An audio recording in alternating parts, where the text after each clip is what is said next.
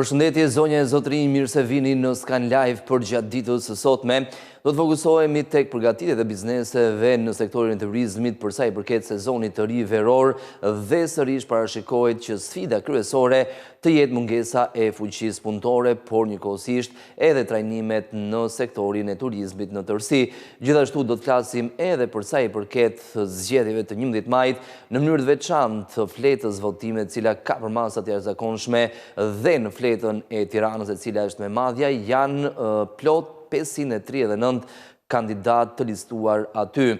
Do të diskutojmë njëkohësisht edhe në lidhje me tragjedin që ndodhi në Maqedoninë e Veriut pak ditë më parë në datën 16 mars, ku 59 të rinj gjetën vdekje, ndërkohë rreth 150 të tjerë janë plagosur, vijojnë të marrin ende kujdesin shëndetësor, ndërsa rreth 20 prej tyre janë në gjendje më të rëndë. Ditën e djeshme në Shkup u zhvillua një protest dhe ne do diskutojmë më gjërësisht më vonë gjatë emisionit të sotëm.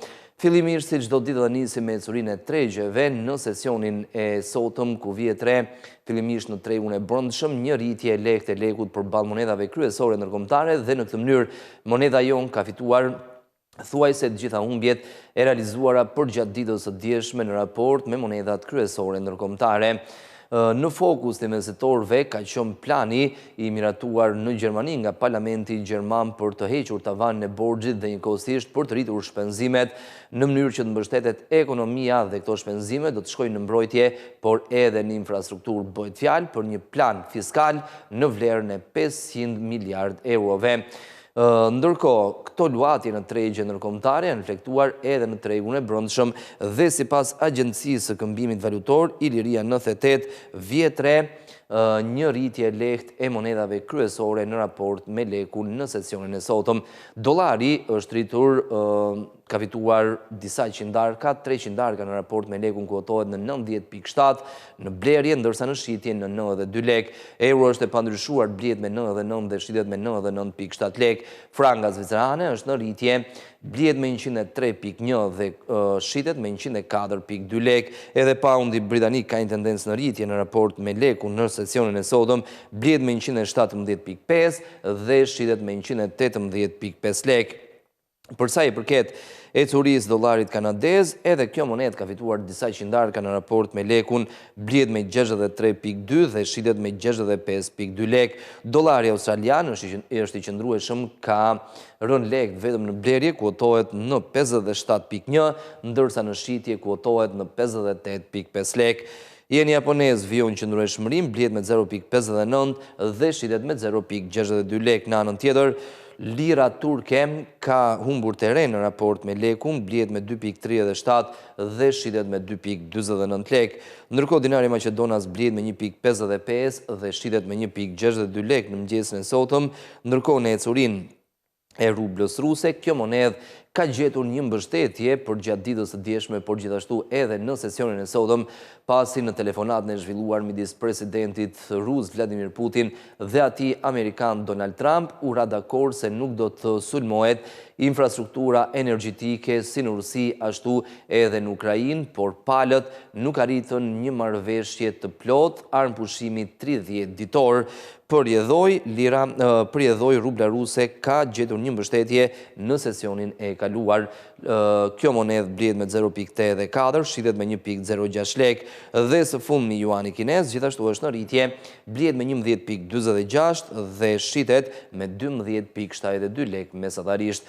Kjo ishte ecuria e tregut brendshëm valutor sipas Iliria 98, ndërkohë në tregje ndërkombëtare investitorët vijojnë të jenë fokusuar tek zhvillimet gjeopolitike, ndërkohë dollari ka fituar një pjesë të vogël të humbjeve që ka realizuar për gjatë ditëve të fundit në raport me euron dhe në raport me monedhat e tjera.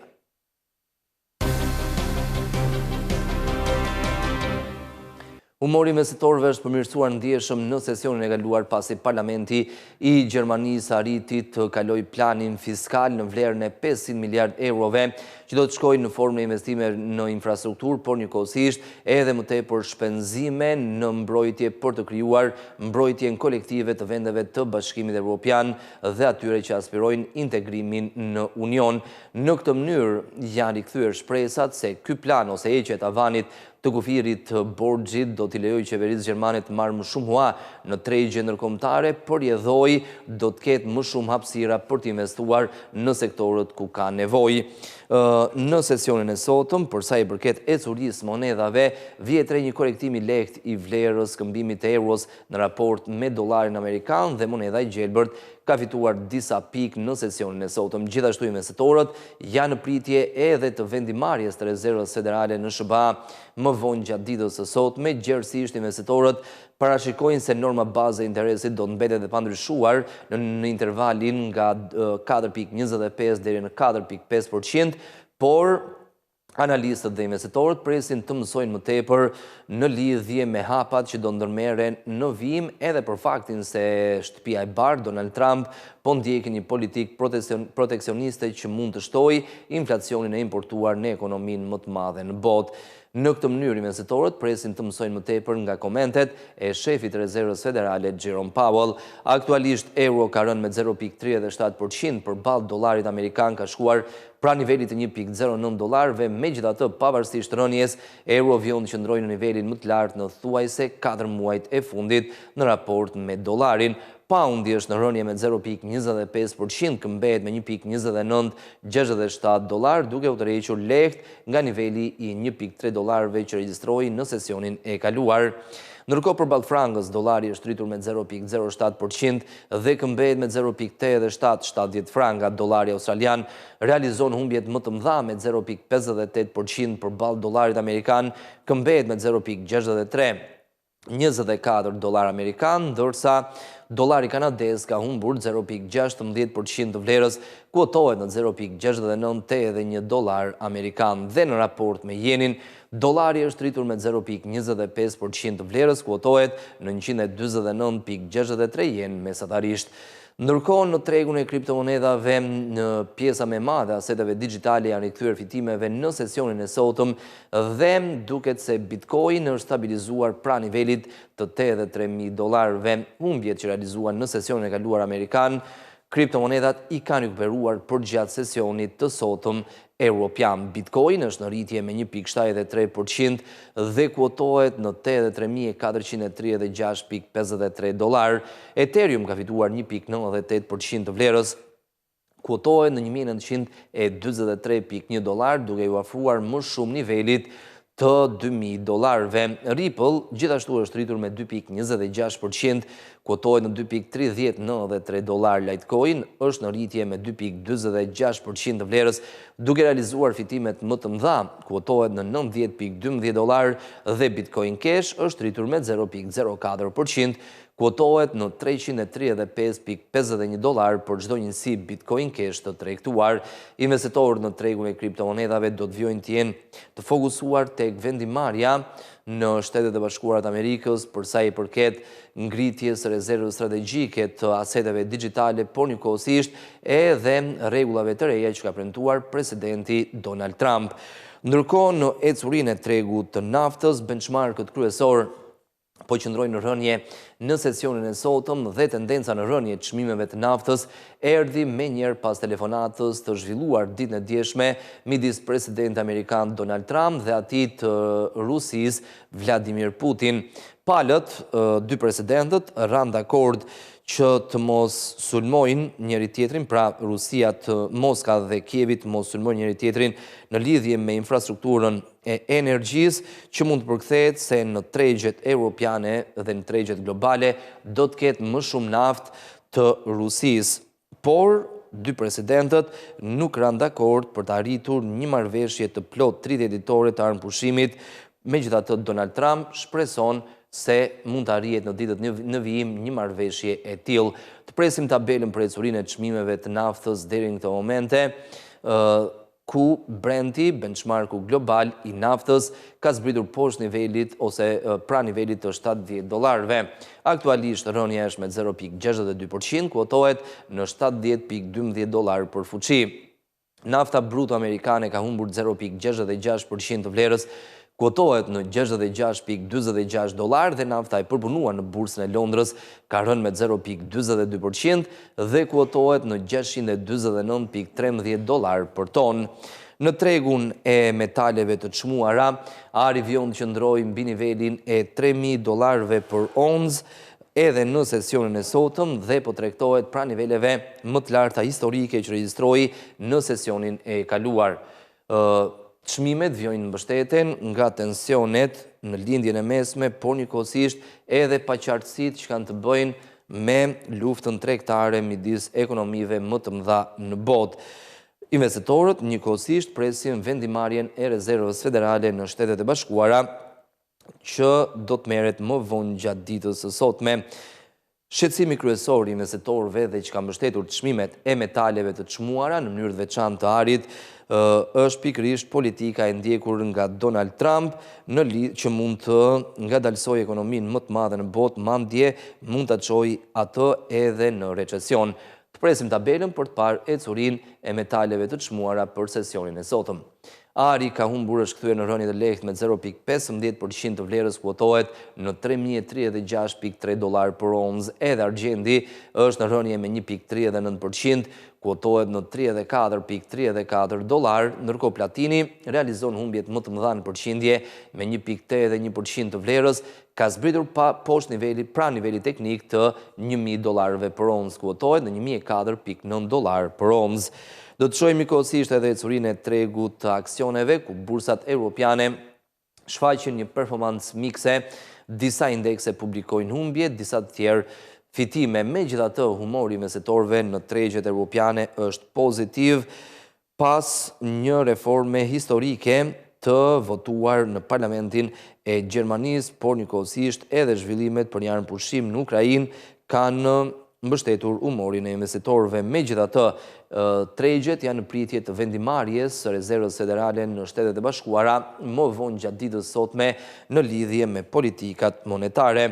Ligjvënësit gjerman votuan pro reformimit të ashtu quajturit tavani borxhit të vendit, ose thyerja e rregullit të borxhit të vendit, dhe tashmë do t'i lejojë qeverisë së ardhshme gjermane të shpenzojë më tepër në mbrojtje, por njëkohësisht edhe në infrastrukturë, edhe në klimë.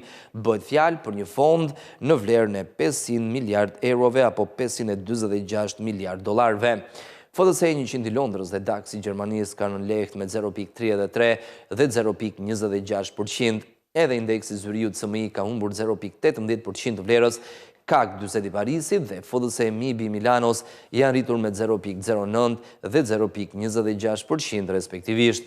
Në ecurinë e tre indekseve kryesore në Wall Street në sesionin e kaluar, tendenca ka qenë në rritje në pjesën më të madhe të sesionit, megjithatë në mbyllje tre indekset kryesore janë kthyer sërish në territor negativ, sepse në orët e fundit bursat janë përfshirë nga shqitja masive e aksioneve.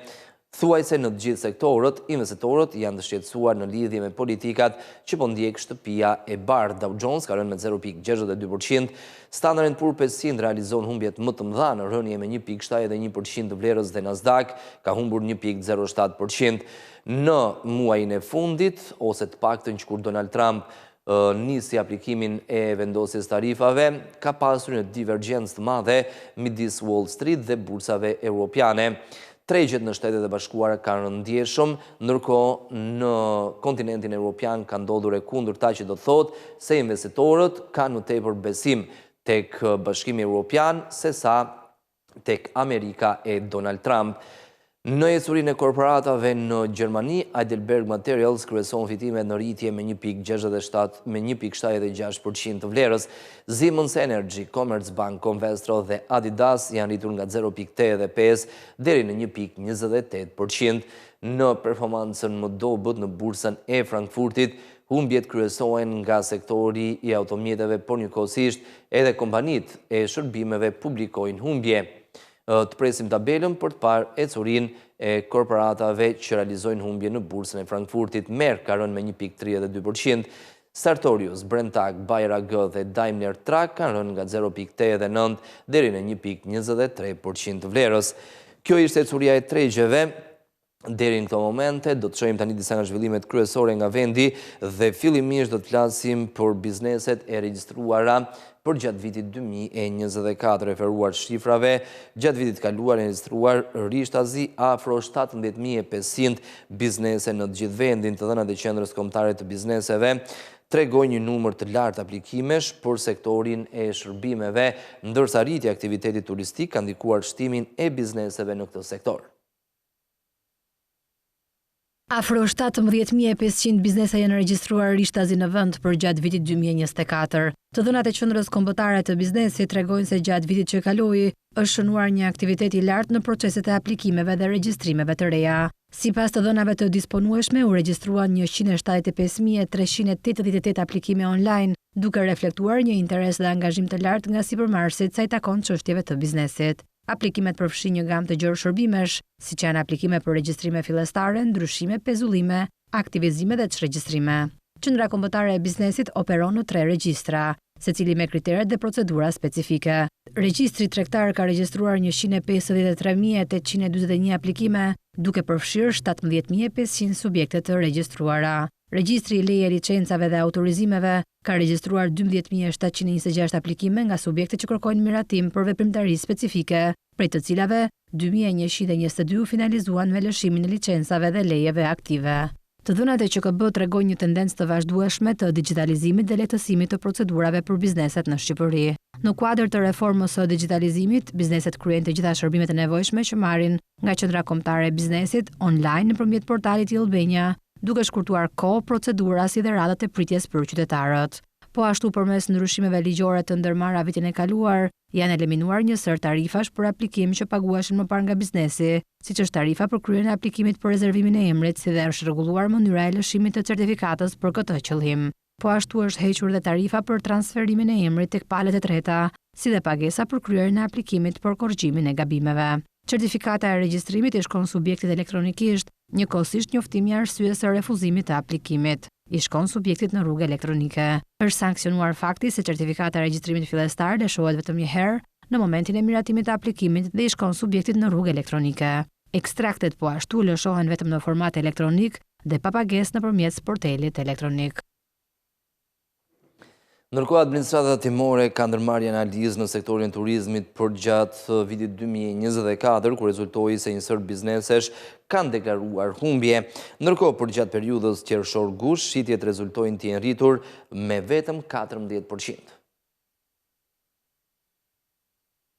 Ndërsa vendi ka regjistruar një bum turistik për gjatë vitit të kaluar, kjo nuk është reflektuar tërësisht tek bizneset e shërbimeve, siç janë strukturat akomoduese, baret dhe restorantet. Një pjesë e mirë e tyre janë kapur duke kryer evazion fiskal. Në kuadër të planit të turizmit 2024, administrata tatimore ka analizuar të dhënat në sistemin tatimor për subjektet pjesë e planit dhe janë kryer një sër analizash për risje të ndryshme, të cilat janë dërguar për trajtim. Pas analizës së kryer lidhur me krahasimin e xhiros nga fiskalizimi, për periudhën korrik 2024 dhe korrik 2023, janë evidentuar 100 tatim pagues aktiv me rënje në vlerë më të madhe. Rënja në vlerë është mbi 5 milion lek. Po ashtu janë evidentuar 99 tatim pagues me numër punonjësish më pak se 10, tek të cilët totali të VSH-së detyrueshme për të dy periudhat është nën 200.000 lek për periudhën qershor 2024, korrik 2024. Tatimet kanë evidentuar gjithashtu 27 subjekte me leje për stacion plazhi nga Agjencia e Bregdetit, mbi 10 punonjës dhe pa fatura për çadra për periudhën 12-18 gusht 2024. Megjithatë, nga krahasimi të dhënave nga fiskalizimi, vjet re se për periudhën gusht 2024 krahasuar me gusht 2023, ka një rritje të shitjeve prej 11% dhe një rritje të numrit të faturave të lëshuara prej 5%, ndërsa për periudhën 3 mujore qershor-gusht 2024 krahasuar me qershor-gusht 2023 rezulton një rritje e shitjeve prej 14% dhe një rritje e numrit të faturave të lëshuara prej 7%. Po ashtu janë regjistruar për përgjegjësinë e të VSH-së rreth 110 tatim pagues gjatë periudhës maj-gusht 2024. Për të luftuar evazionin fiskal dhe mospërputhjen midis numrit të turistëve dhe shitjeve, një javë më parë qeveria miratoi një vendim sipas të cilit strukturat akomoduese duhet të deklarojnë një më pak se 65% shitje të kapaciteteve që kanë për gjatë periudhës 1 maj-30 shtator dhe jo më pak se 30% nga periudha 1 tetor-30 prill.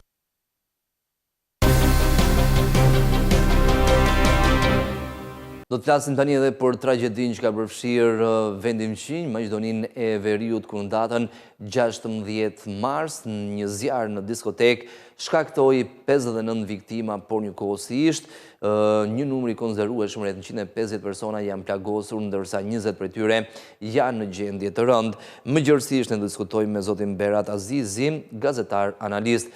Zoti Azizi, përshëndetje, mirë se erdhët.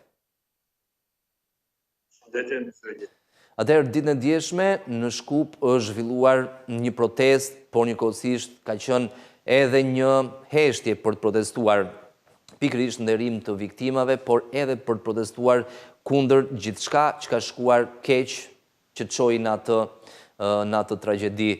Fillimisht për të bërë një përmbledhje, cilat janë zhvillimet më të fundit në lidhje me këtë ngjarje? Zhvillimet më të fundit në lidhje me këtë ngjarje, i viktimeve është 59, ndërsa numri i personave të cilët janë në gjendje të rëndë i kalon 20, mirë po këto të gjitha janë transferuar në shtetet e fqinjit. Pra një numër i të plagosurve dhe që kanë ndjekje të rënda janë transferuar në spitalin e Athinës, kemi në Austri, në Norvegji, në Poloni, në Lituani, pra shumë shtete europiane dhe vendet e fqinjit të Ballkanit janë treguar shumë solidare dhe të gatshëm për të ndihmuar Maqedoninë në këto ditë shumë tragjike. Ndërsa në lidhje me protestën dje ka qenë një protest e qetë në shenjë për kujtimi për viktimat e tragjedisë së Koçanit dhe nuk ka pasur ndonjë report të themi ashtu. Mirë po, në anën tjetër pista e hetimeve ende ka mbetur në pikën 0, do të thoja, pasi përveç numrit të arrestuarve që është 13 dhe që gjenden në paraburgim, ende nuk ka ndonjë zhvillim të ri në lidhje me hetimin, ndërkohë që vazhdojnë deklaratat e krerëve shtetëror në lidhje me tragjedi. Mirë po konkrete ende nuk ka asgjë, pasi ende prokuroria nuk e ka thënë fjalën e fundit. Ndërkohë, zoti Azizi, pavarësisht arrestimeve ju e thatë që ende nuk ka një rezultat në lidhje me hetimet që po kryen, por një arsye qarkullon në media pse u shkaktua ai zjarr, mund të ketë qenë edhe pakujdesia brenda. Elementet e para të japin se është pakujdesia brenda pasi kanë përdorur fishek zjarre në një koncert. Të gjitha elementet të japin të çojnë në shkakun brenda atij objektit. Pra është një objekt që është ndërtuar ndoshta në periudhën komuniste që nuk i plotson asnjë kusht për të qenë në një lokalitet, jo më një skopu të merë brenda, të futën brenda mbi 500 veta, ndërsa kapaciteti është deri 200 maksimum. Tu pra të gjithë janë të inkriminuara në këtë akt kriminale, do të thoja, pasi edhe bileta shitësit, edhe pronarët e lokalëve, mirë po edhe policia, që nuk ka reaguar në kohë dhe ka lejuar që të futën brenda edhe persona në moshën 18 vjeçare, dhe pakujdesia normale është të gjithë organizatorët në koncert që s'po këto pasojë edhe këtë tragjedi të paparë në Maqedoninë e Veriut. Mirë po ajo që është edhe ana tjetër institucionale është se ka shumë institucione që janë përgjegjës se si ka mundur ai të punojë pa një licencë për diskotek, apo siç supozohet ka poseduar licenca falso, apo edhe më herët ka pasur një licencë institucionale nga Ministria e Ekonomisë. Pra këtu janë të përfshirë të gjitha institucionet me një fjalë dhe jo rastësisht që janë shkarkuar 6 kryeshefat të policisë në rajonin e Koçanit dhe Shtipit. Pra edhe ato do të mbajnë përgjegjësi në lidhje me aktin me tragjedi.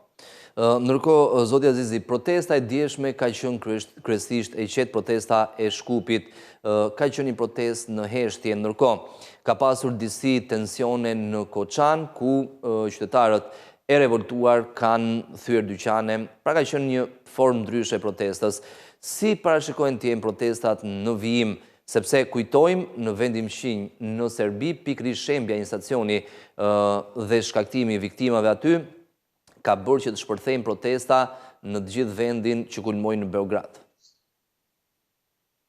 Është shumë e vështirë të supozojmë se çfarë do të ndodhë ditët në vijim, mirë po nuk përjashtohet mundësia që protestet në Koçani dhe në qytete tjera të jenë edhe të eskalojnë, të dalin nga kontrolli, pasi revolta e tek qytetarët pa kënaqësi është shumë e madhe dhe është shumë shumë evidente kjo kur bëhet e fjalë për 59 viktima të gjithë të rinë në një diskotek. Mirë po me ndërhyrjen e peshkopit e domethënë protestat e ndryshme janë qetësuar disi pasi domethënë është fillimisht ashtu që të varros gjitha viktimat dhe më pas do të marrin edhe hapa të tjerë. Mirë po dhuna kryesisht është orientuar në drejtim të pronës së pronarit të diskotekës, i cili më është edhe fajtori kryesor për këtë, dhe më thonë nuk ka pasur dëmtime të tjera të pronave të tjera, mirë po vetëm është sulmuar dhe është demoluar objekti dhe prona e pronarit të diskotekës Koçani. Ndërkohë, të ceki këtu edhe në... patjetër, po. Doja të ceki këtu edhe, domethënë, protestin e dieshme, domethënë, ka pasur edhe marrje në biseda informative të ekipit e gazetarëve të Reutersit dhe televizionit 21, për shkak se ata kanë përdorur dron për të incizuar protestën në Shkup. Mirë po sipas ligjit të Maqedonisë së Veriut, të ligjit që është në fuqi, domethënë mund të përdoren drona pa asnjë leje, të marrë nga Ministria e Punëve të Brendshme, nëse droni ka peshë në 200 gram.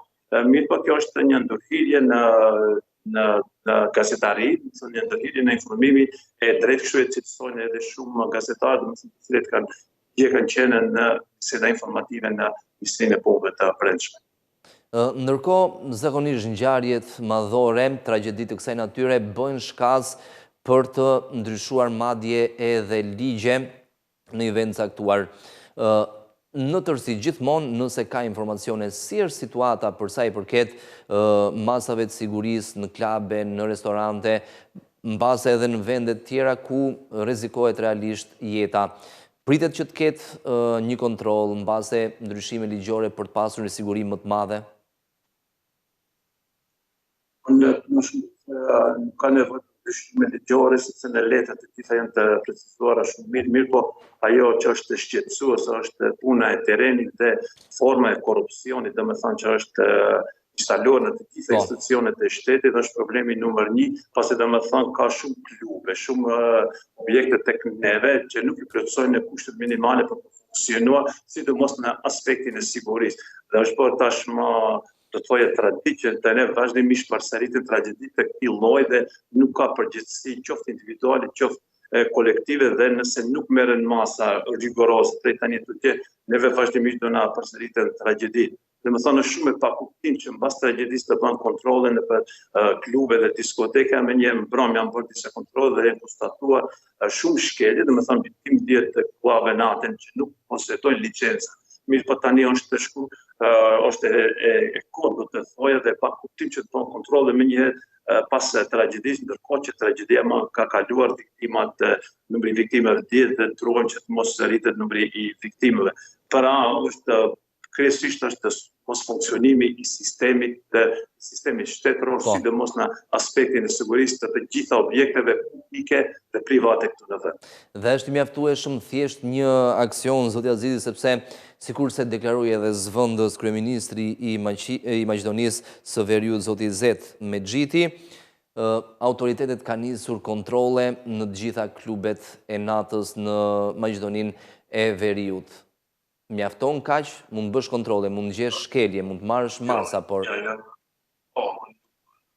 Nuk mjafton dhe kjo është thjesht, do të thoja vetëm një, nuk e di si ta konceptoj këtë, kjo nuk është thjesht është apo një PR të qeverisë apo edhe të institucioneve të shtetërore, domethënë ka raste që bëhen kontrolle, jepen afate shtatëditore apo 10 ditore që për të përmirësuar kushtet dhe për të siguruar të gjitha mjetet e nevojshme që i kërkon ligji, mirë po brenda atyre 7 apo 10 viteve askush nuk mban përgjegjësi se çfarë mund të ndodhë në ato objekt. Kontrollet janë thjesht një rutinë, nëse baza duhet niset nga sistemi shtetëror, nga institucionet të cilet duhet të jenë shumë rigoroze për dhënien e lejeve të çfarëdo lloj veprimtarie. Domethënë këtu është ajo pikënisja këtu në Maqedoninë e Veriut që është kryesisht e gabuar dhe kjo lën hapësirë për korrupsion.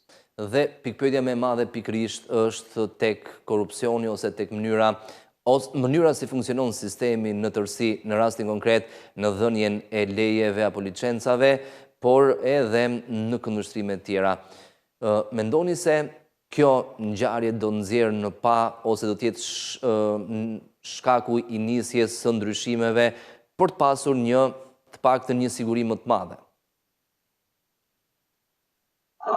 Të thoja unë për mendimin tim jam në këtë aspekt jam pak skeptik se do të kemi ndryshime të mëdha dhe do të nisim të vënë në një sistem konform, një sistem europian të sigurisë, sidomos edhe të sigurisë individëve, të jetës së njerëzve. Për këtë e them jam skeptik se që tani domethënë ende nuk ka një hetim të mirëfillt, ndërkohë që në këto raste, në tragjedi të mëdha, fjalën kryesore në çdo vend normal, në çdo vend demokratik e ka krye prokurori i shtetit apo edhe gjykatët, mirë tek neve ende nuk ka asnjë deklaratë do të thoya të mirëfillt të prokurorit të shtetit apo edhe të gjykatësve të arrestit të Koçanit apo edhe të shtypit të qyteteve të tjera.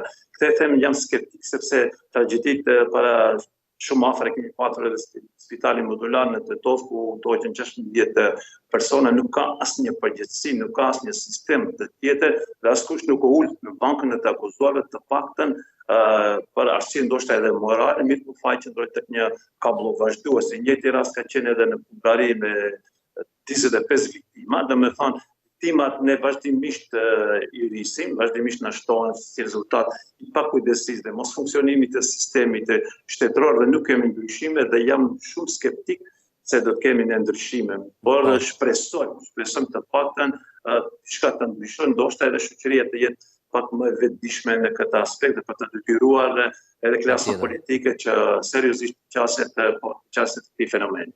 Edhe një pyetje të fundit, zoti Azizi, si është besimi i qytetarëve, i popullit Maqedonisë Veriut tek drejtësia, tek prokuroria, tek gjykatat? Pra, realisht besohet se do të ketë një hetim?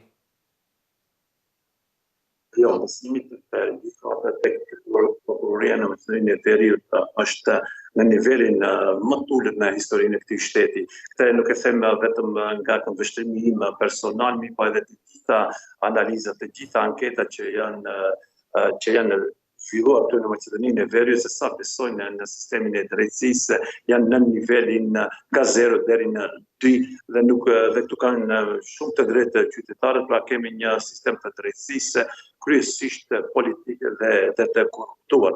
Pra nëse i forti i politikës mund të jetë edhe fajtor, ata lihen të lirë dhe asnjë rast konkret nuk ka marrë epidim përfundimtar dhe nuk kanë përfunduar personat përgjegjës prapa grilave dhe kjo ta lën ende të mosbesimin e institucioneve shtetërore, sidomos të sistemit të drejtësisë. Domethënë neve do të thoya këtu publikisht neve na duhet me një formë një gjykate ndoshta të ngjashme në Spakun në Shqipëri, edhe ata të tjetë shumë më rigoroze se Spaku në Shqipëri.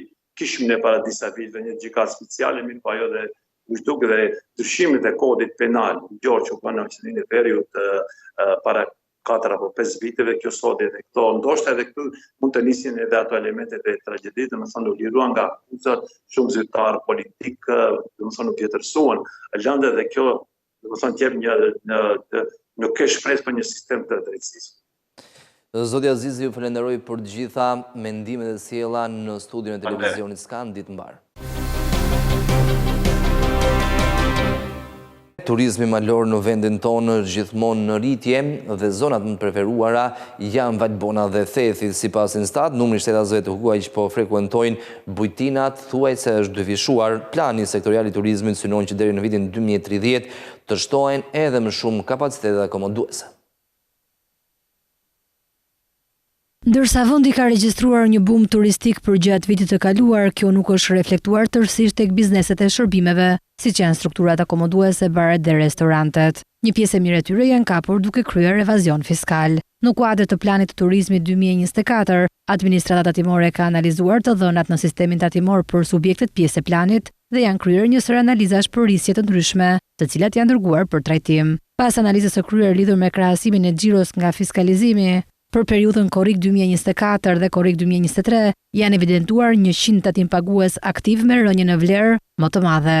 Rënja në vlerë është mbi 5 milion lek. Po ashtu janë evidentuar 99 tatim pagues me numër punonjësish më pak se 10 tek të cilët totali të TVSH-së detyrueshme për të dy periudhat është 900.000 lekë për periudhën qershor 2024, korrik 2024. Tatimet kanë evidentuar gjithashtu 27 subjekte me leje për stacion plazhi nga Agjencia e Bregdetit, mbi 10 punonjës dhe pa fatura për çadra për periudhën 12-18 gusht 2024. Megjithatë, nga krahasimi të dhënave nga fiskalizimi, vjetërese për periudhën gusht 2024 krahasuar me gusht 2023, ka një rritje të shitjeve prej 11% dhe një rritje të numrit të faturave të lëshuara prej 5%, ndërsa për periudhën 3 mujore qershor gusht 2024 krahasuar me qershor gusht 2023, rezulton një rritje e shitjeve prej 14% dhe një rritje e numrit të faturave të lëshuara prej 7%. Po ashtu janë regjistruar për përgjegjësinë e TVSH-së rreth 110 tatim pagues gjatë periudhës maj-gusht 2024. Për të luftuar evazionin fiskal dhe mospërputhjen midis numrit të turistëve dhe shitjeve, një javë më parë qeveria miratoi një vendim sipas të cilit strukturat akomoduese duhet të deklarojnë një më pak se 65% shitje të kapaciteteve që kanë për gjatë periudhës 1 maj 30 shtator dhe jo më pak se 30% nga periudha 1 tetor 30 prill. Në një takim me sipërmarrës në sektorin e bujqësisë në Kuçov, kryeministri Edi Rama shpjegoi instrumentet e reja të financimit në bujqësi. Rama tha se kredia e butë me lim financimi 250 milion euro nga Banka e Shqipërisë e kombinuar me garanci sovrane i ulë më tej interesat për sektorin e bujqësisë. Me dy linjat e reja të financimit për bujqësinë, siç janë kreditë buta dhe garancie sovrane, u fokusua kryeministri i vendit Edi Rama në një takim informues me sipërmarrësit në sektorin e agroturizmit në Kuçov. Kredia butë me një linjë financimi për 250 milion eurosh dhe me një normë interesi 3.5% e kombinuar me garancinë sovrane e ul këtë normë në 2% dhe mbulon kolateralin deri në 70%. Është një instrument kredi i Bankës së Shqipërisë, nuk ka bërë kurrë më parë, duke vendosur 250 milion euro në shërbim të bizneseve të vogla dhe të mesme dhe me fokus tek bujqësia. Kredia është fantastike me 2%. Kredi me 2% është vërtet fantastike me 70% të garancisë mbi kolateralin, që është prapë diçka që ju bën shumë punë. Ndër të tjera, Rama deklaroi se Shqipëria ka përmirësuar ndjeshëm deficitin tregtar nga viti 2013 deri më sot. Sipas të dhënave të Instat, eksportet e fruta perimeve kanë shënuar rritje të vazhdueshme, ku ndikimin më të madh e kanë patur zarcavatet. Kemi rezultate shumë mira në përmbysjen e shifrave të deficitit tregtar, sepse kur ne kemi marrë detyrën e kishim 1,7 dhe 1,8 pra për ushqimin. Eksportonim 1 dhe importonim 8. Sot jemi në 1,3 dhe ambicia është shkojmë në 1,2. Dhe mund të shkojmë në 1,2 pa diskutim. 1,3 tregon që prodhohet shumë më tepër për tregun vendas. Pra, prodhohet më shumë për eksport, prodhohet më tepër për tregun vendas dhe një pjesë e mirë e atyre që deri dje merreshin nga tregu juaj i përballon tregu vendas. Por siç thotë Ervin Dema, the sky is the limit, se ky thotë anglisht. Qielli është kufiri jon. Kreu i qeverisë u ndal gjithashtu te paketa e malheve, një nismë e re që synon të lehtësojë disponimin e tokave. Sipas tij, emigrantët që duan të kthehen do të kenë një mundësi të investojnë në tokat e të parëve të tyre dhe të përfitojnë nga një lehtësi fiskale për 10 vitesh, pa taksa për ndërtimin e strukturave të agroturizmit dhe zhvillimin e turizmit malor.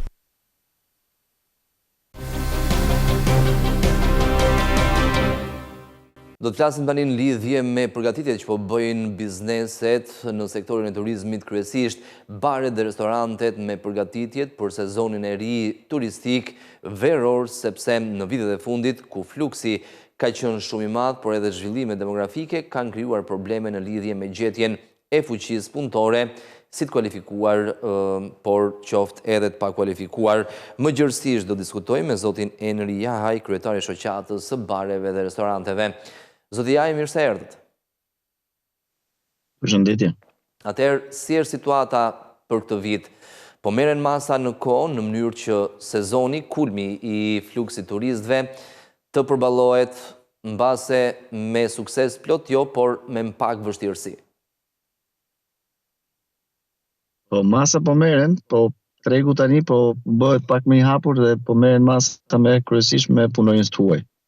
pasi punonjësit sezonal qofshin këta vendas ose jo, nuk janë të trajnuar dhe nuk janë, le të quajmë, tamam për të pasur një sezon dhe një shërbim sa më të mirë. Kujtojmë këtu që neve për pjesën e shërbimit duam të jemi, më thënë, është ajo pjesa që neve, pavarësisht se ne jemi të parët që e kritikojmë, në rajon le ta quajmë që neve jemi shumë mirë tek pjesa e shërbimit. Dhe këtë gjë neve duam ta mbajmë, kemi kthyer si në traditë tani dhe duam ta mbajmë dhe ta kemi akoma mirë, do ta përmirësojmë. Pavarësisht se jemi prapë thash të parët që e kritikojmë dhe e nxjim. Mendoj që kushdo nga ne që ka dalë jashtë dhe shikon se si shërbehemi, nuk është se bie dakord që neve kemi një shërbim jo të mirë. Nuk është se ka ndonjë diferencë të madhe në Shqipëri me jashtë. Shiko, e thënë ndryshe, po t'i referohemi vendeve se ne na pëlqen të krahasohemi me më të mirët. Më të mirët në rastin konkret në shërbim janë grekët. Por po t'i referohemi Italisë, Francës, se problemi është edhe se sa paguan dhe ku shkon. Patjetër. Në qoftë se do shkonim në të një tipologji, bar, restoranti, hoteli, në Itali dhe në Francë, jemi të sigurt që shërbimi është më i mirë në Shqipëri. Pastaj, sa më lart ngjitesh, sa më shumë paguan, kuptohet. Aq më komplekse është. Kjo vjen edhe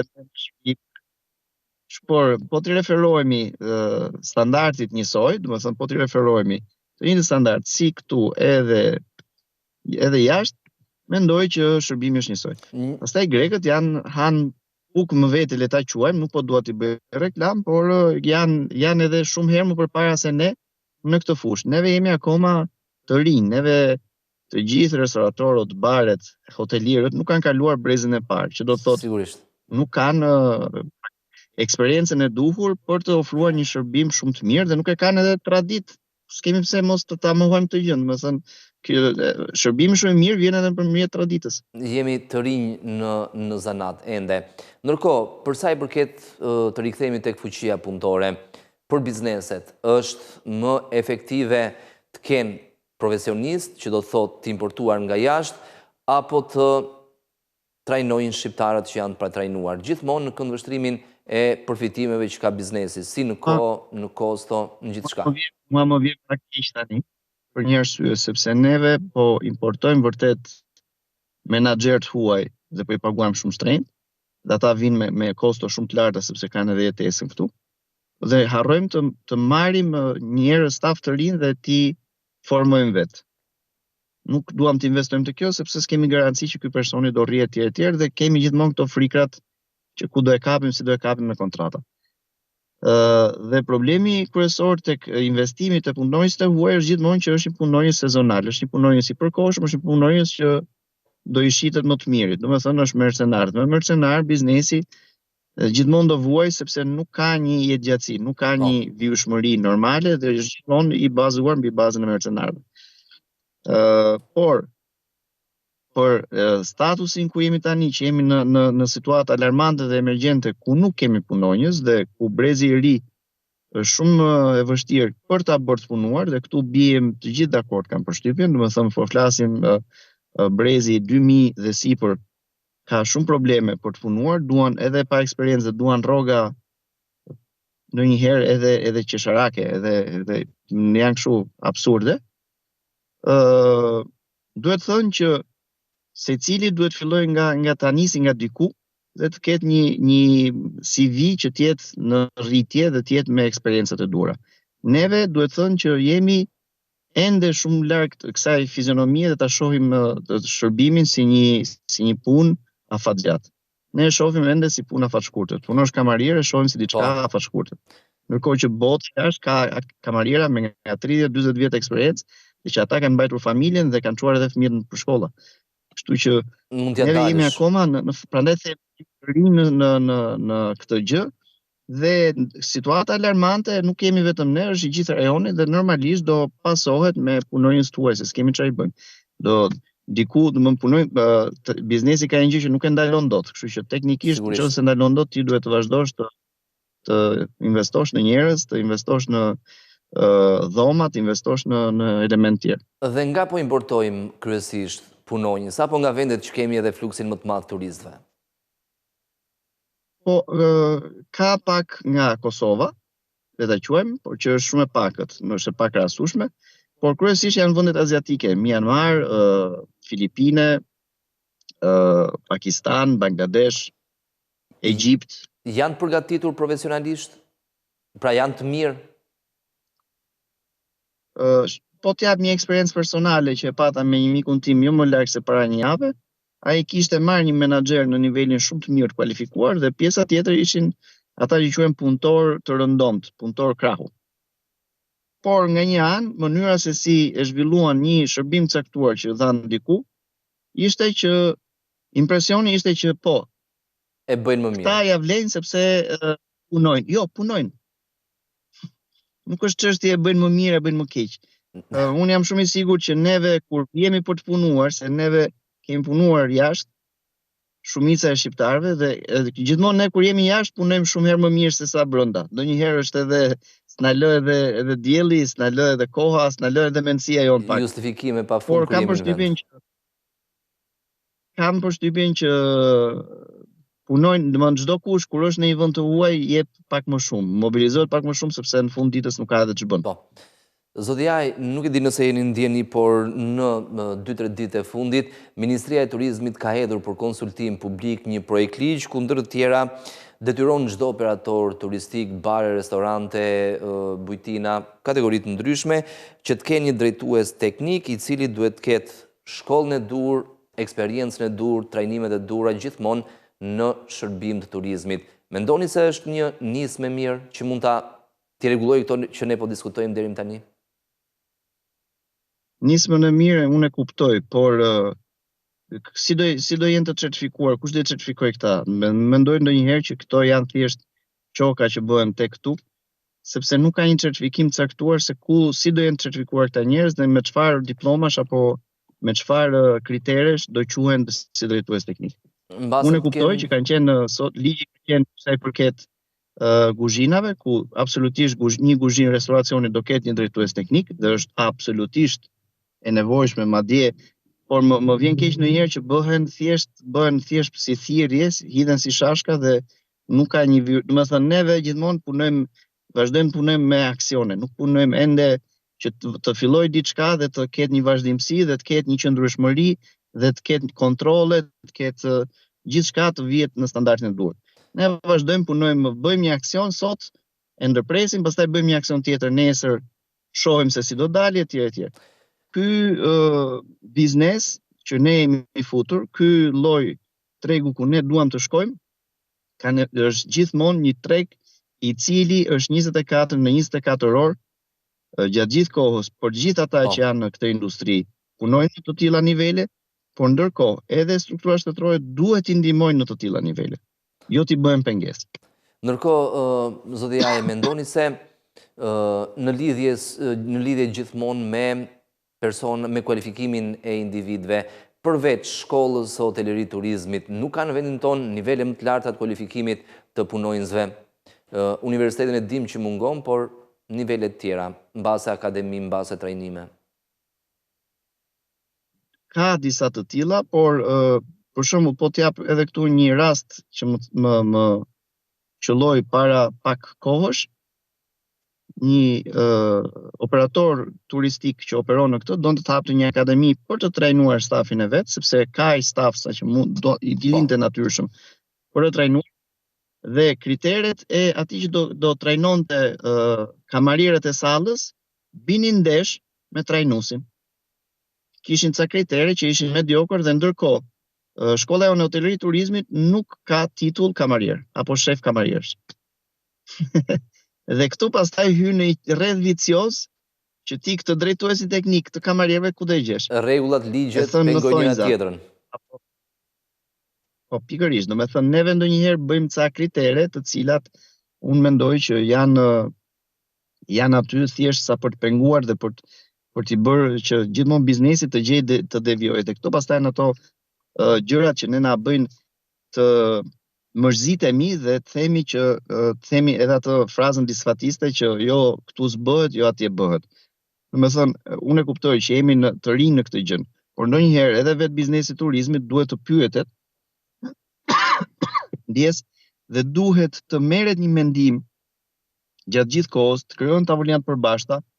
Ne besoj që jemi të gjithë të hapur, që gjithë eksperiencën tonë, absolutisht që ta kalojmë poshtë, të mësojmë njerëz, por njëkohësisht të ndihmojmë dhe shtetin me mënyra se si duhet operojë dhe se si duhet sillet karshi këtyre operatorëve. Zoti Jaj, me qenë se sollët pak më parë si shembull Greqinë, që patjetër ka një shërbim të jashtëzakonshëm, por njëkohësisht edhe produktet gjithashtu janë të njëjtat nivele. Si e ka zgjidhur Greqia çështjen e fuqisë punëtore? Nuk flas vetëm për trajnimin, por edhe kualifikimin e tyre. Sepse shqiptar ka sa duar që punojnë në Greqi, për shembull. Po, absolutisht. Edhe ka edhe shefa shumë të mirë që punojnë në Greqi. Por Greqia, së pari ka shkolla, së dyti ka kurse formimi shumë shpejt, dhe së treti, çdo operator që është në sistem, apo le ta quajmë, se ne na pëlqen kjo fjala pronar, që ka investuar në biznese të tilla, e di vetë punën nga A në Z. Domethënë është vetë që punon aty ditë e natë. Dhe duke qenë që është vetë aty që punon ditë e natë, ai është në atë fazën e famshme angleze që është lead by example, që jep shembullin e mirë vetë në biznes për ta ndjekur të tjerët. Ndërkohë, në lidhje të rikthehemi sërish në Shqipëri, sa të rëndësishme janë trajnimet? Flas në nivele të larta, por gjithashtu edhe trajnimi i individëve që kamarierëve, banakierëve, guzhinierëve, ndihmës guzhinierëve, që kam përshtypjen janë hallka e shërbimeve më cilësore. Trajnimet janë ato që i bëjnë njerëzit të ecin përpara dhe krijojnë atë, le ta quajmë, vorbullën që pastaj e ngre të gjithë industrinë në tjetër nivel. Dhe me trajnimet duhet arritur, përveç shefave të kuzhinës, arrin edhe kamarierët, edhe çdo kusht tjetër që të ngrejë edhe vetë nivelin e vet. Problemi tek ne është që duke qenë ende tregiri, ka shumë operator që ofrojnë trajnime që s'janë fare certifikuar, që janë thjesht kanë punuar për ca kohë në këtë industri dhe dalin dhe thonë neve bëjmë trajnime tani. Edhe këtu duhet ketë, mendoj unë, duhet ketë ndërhyrje, sepse një trajnues i keq të merr në qafë për më vonë, të thotë gjëra që ndoshta nuk janë ato gjërat e duhura. Kështu që kjo industri ka shumë për të përcaktuar dhe duhem vënë ca kritere, qoftë nga shkollat, qoftë nga trajnuesit, qoftë nga qendrat trajnerë etj. Më thënë, janë të gjithë elementet që duhet të shkojnë, duhet të ngrihen në nivel bashkë. Dhe jo vetëm t'i vëmë kritere biznesit, se duke i vënë kritere biznesit, thjesht bëhemi pengesë. Edhe një pyetje të fundit për ta mbyllur. 2023-shin nxorim pa mungesën e fuqisë punëtore. Në 2024 bizneset u përpoqën duke importuar punonjës, duke i trajnuar, në një farë mënyrë ja dolën. 2025-ën si e parashikoni? 2025-ën e parashikoj pak më mirë, që ne nuk do bëjmë të njëjtat, le të quajmë, gabime që bëm në 2024, në 2023-shin, kemi mësuar pak. Mendoj që nga viti në vit ne do përmirësohemi. Mendoj që kemi shumë për të përmirësuar, mendoj që kemi shumë për të trajnuar, mendoj që shteti duhet të jetë bashkëpunëtar jonë në këtë rrugë që kemi nisur, jo vetëm thjesht taksidari dhe ai që të marrë taksat dhe të bëhet pengesë, duke vënë barriera. Mendoj që duhet të jemi të gjithë bashkëpunues, në qoftë se duam që Shqipërinë realisht ta kemi një pionierë të mirë të turizmit në rajon. Jemi mirë, por nuk do të kënaqemi dhe nuk do të bëhemi ndonjëherë, nuk do të marrim atë hovin që neve shquhemi, që kemi atë hovin që na kap ajo gjendja, adrenalina e momentin dhe pastaj themi jemi më të mirët. Jo. Kjo industri ku jemi futur nuk ka asnjëherë më të mirë. Ka gjithmonë njerëz që do jenë më të mirë se ty. Ti thjesht duhet të dalësh dhe të konkurosh për ditë dhe të mësosh për ditë. Vetëm kështu ecet në këtë industri. Nuk ka shans që kjo industri të eci duke thënë ne jemi më të mirët, neve kemi arritur shifra shumë të larta. Dhe gjithmonë ka vend për përmirësim. Zoti Jaj, ju falenderoj për këtë lidhje drejt për drejt në studion e televizionit Skan. Sipas një raporti të Eurofound, në vendet e Ballkanit Perëndimor, mbi 30% e të rinjve punojnë me orë të gjata pune. Shqipëria ka numrin më të lartë të rinjve që punojnë më shumë se 48 orë në javë.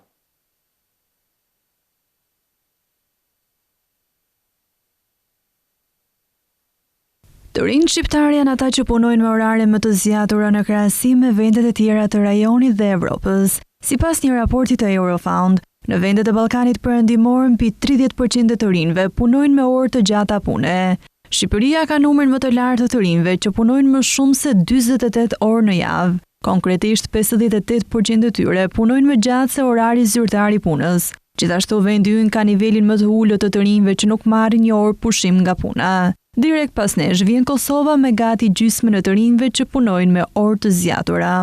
Pavarësisht se numri i të rinjve shqiptar që punojnë më shumë se 48 orë në javë është më i lartë si atyre nga rajoni dhe Evropa, të dhënat nga raporti tregojnë se sërish shqiptarët bashkë me maqedonasit janë ata që dinë të balancojnë më mirë punën me angazhimet familjare dhe sociale në krahasim me Bashkimin Evropian. Sipas statistikave, 84% të rinjve në Shqipëri nuk e kanë të vështirë dhe janë në gjendje të bëjnë një balancim të duhur midis punës dhe angazhimeve familjare apo shoqërore.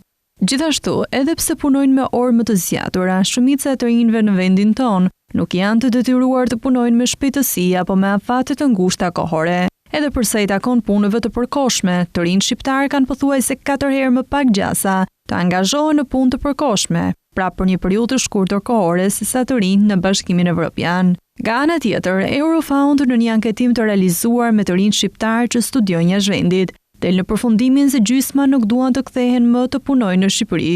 50% e tyre do të ktheheshin vetëm pasi të kishin ndjekur arsim të mëtejshëm ose të kishin punuar një farë kohe në një shtet të huaj. Megjithase lidhjet familjare apo dëshira për të kontribuar në vendin e tyre mund të jetë një arsye për të kthyer, sërish ata zgjedhin të ndërtojnë jetën e tyre jashtë vendit.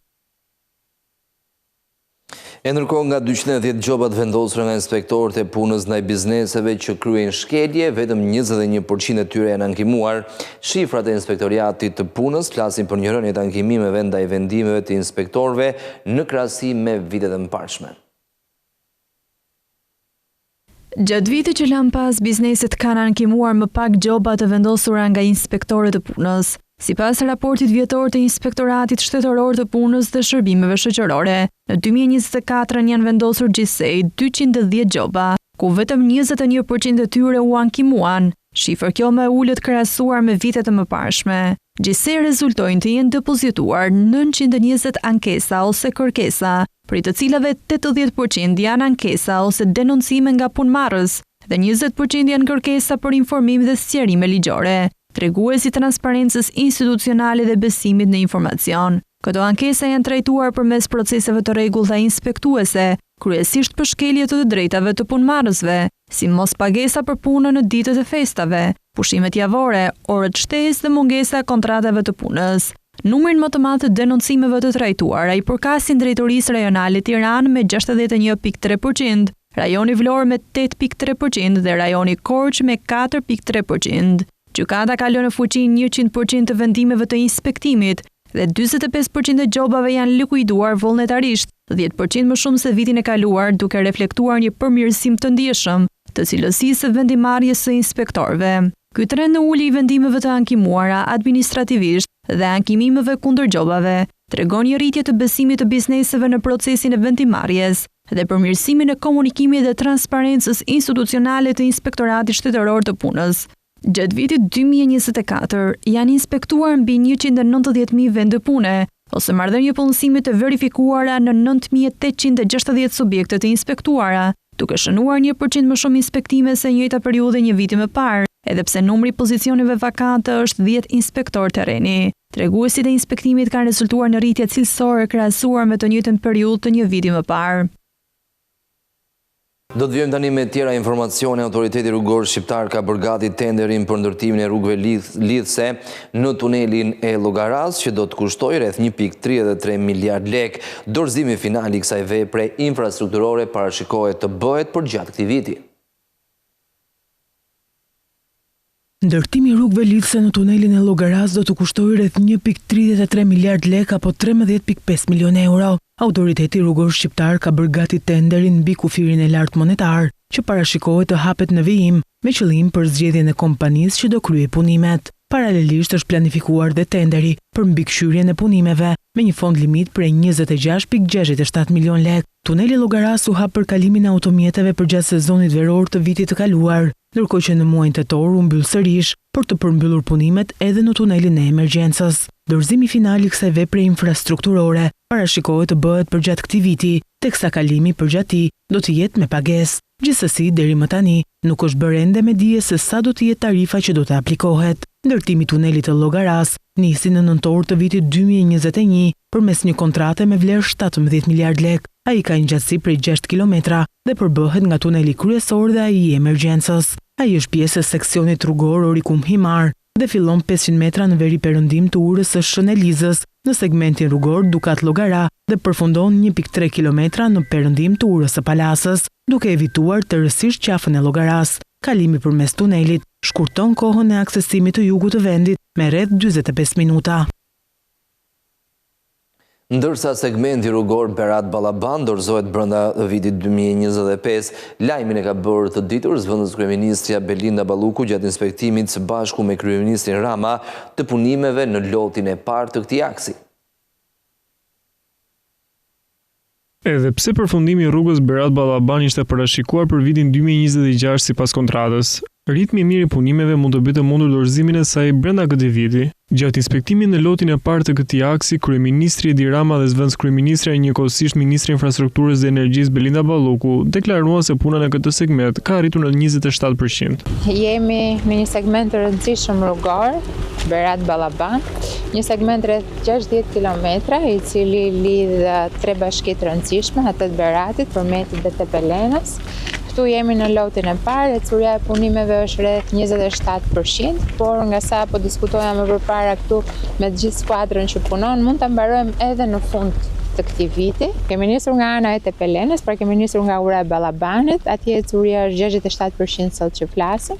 Në ndërkohë që në lotin e dytë pastaj është diku në të njëjtën ecuri, pra rreth 30% është atje, 27% është këtu. Po siç them, me kompaninë që po bisedonim sot, ka shumë mundësi që ta mbyllim brenda vitit, pra deri në 10. Nga ana tjetër, kryeministri Rama vlerësoi progresin e punimeve dhe theksoi se investimet infrastrukturore do të vazhdojnë me projekte të reja rrugore. Ai gjithashtu nënvizoi potencialin e zonës për zhvillimin e agroturizmit, duke konsideruar këtë aks rrugor si një mundësi për të nxitur ekonominë lokale. Operatori blerjeve të përqendruara ka shpallur tenderin për regjistrimin fillestar të 106 zonave kadastrale. Këto zona shtrihen në qarqet si Kukës, Shkodër, Dibre, Elbasan, Lezhë dhe Durrës për arsye teknike dhe financiare. Në to deri më tani nuk ka nisur regjistrimi fillestar. Operatori i blerjeve të përqendruara ka shpallur hapjen e tenderit për regjistrim fillestar për 106 zona kadastrale. Fondi limiti për llogaritur është 410.679.250 lek. Drejtoria e Përgjithshme e Agjencisë Shtetërore të Kadastrës ka ndërmarrë këtë projekt, i cili ka për qëllim realizimin e procesit të regjistrimit fillestar të pasurive të paluajtshme në zonat kadastrale që nuk operojnë në sistemin e pasurive të paluajtshme. Sipas dokumentit të publikuar në Agjencinë e Prokurimit Publik, nga 3058 zona kadastrale që Agjencia Shtetërore e Kadastrës administron në të gjithë territorin e vendit, evidentohen rreth 225 zona kadastrale ku nuk është kryer procesi i regjistrimit fillestar, pa përfshirë zonat kadastrale ku ky proces është në vijim.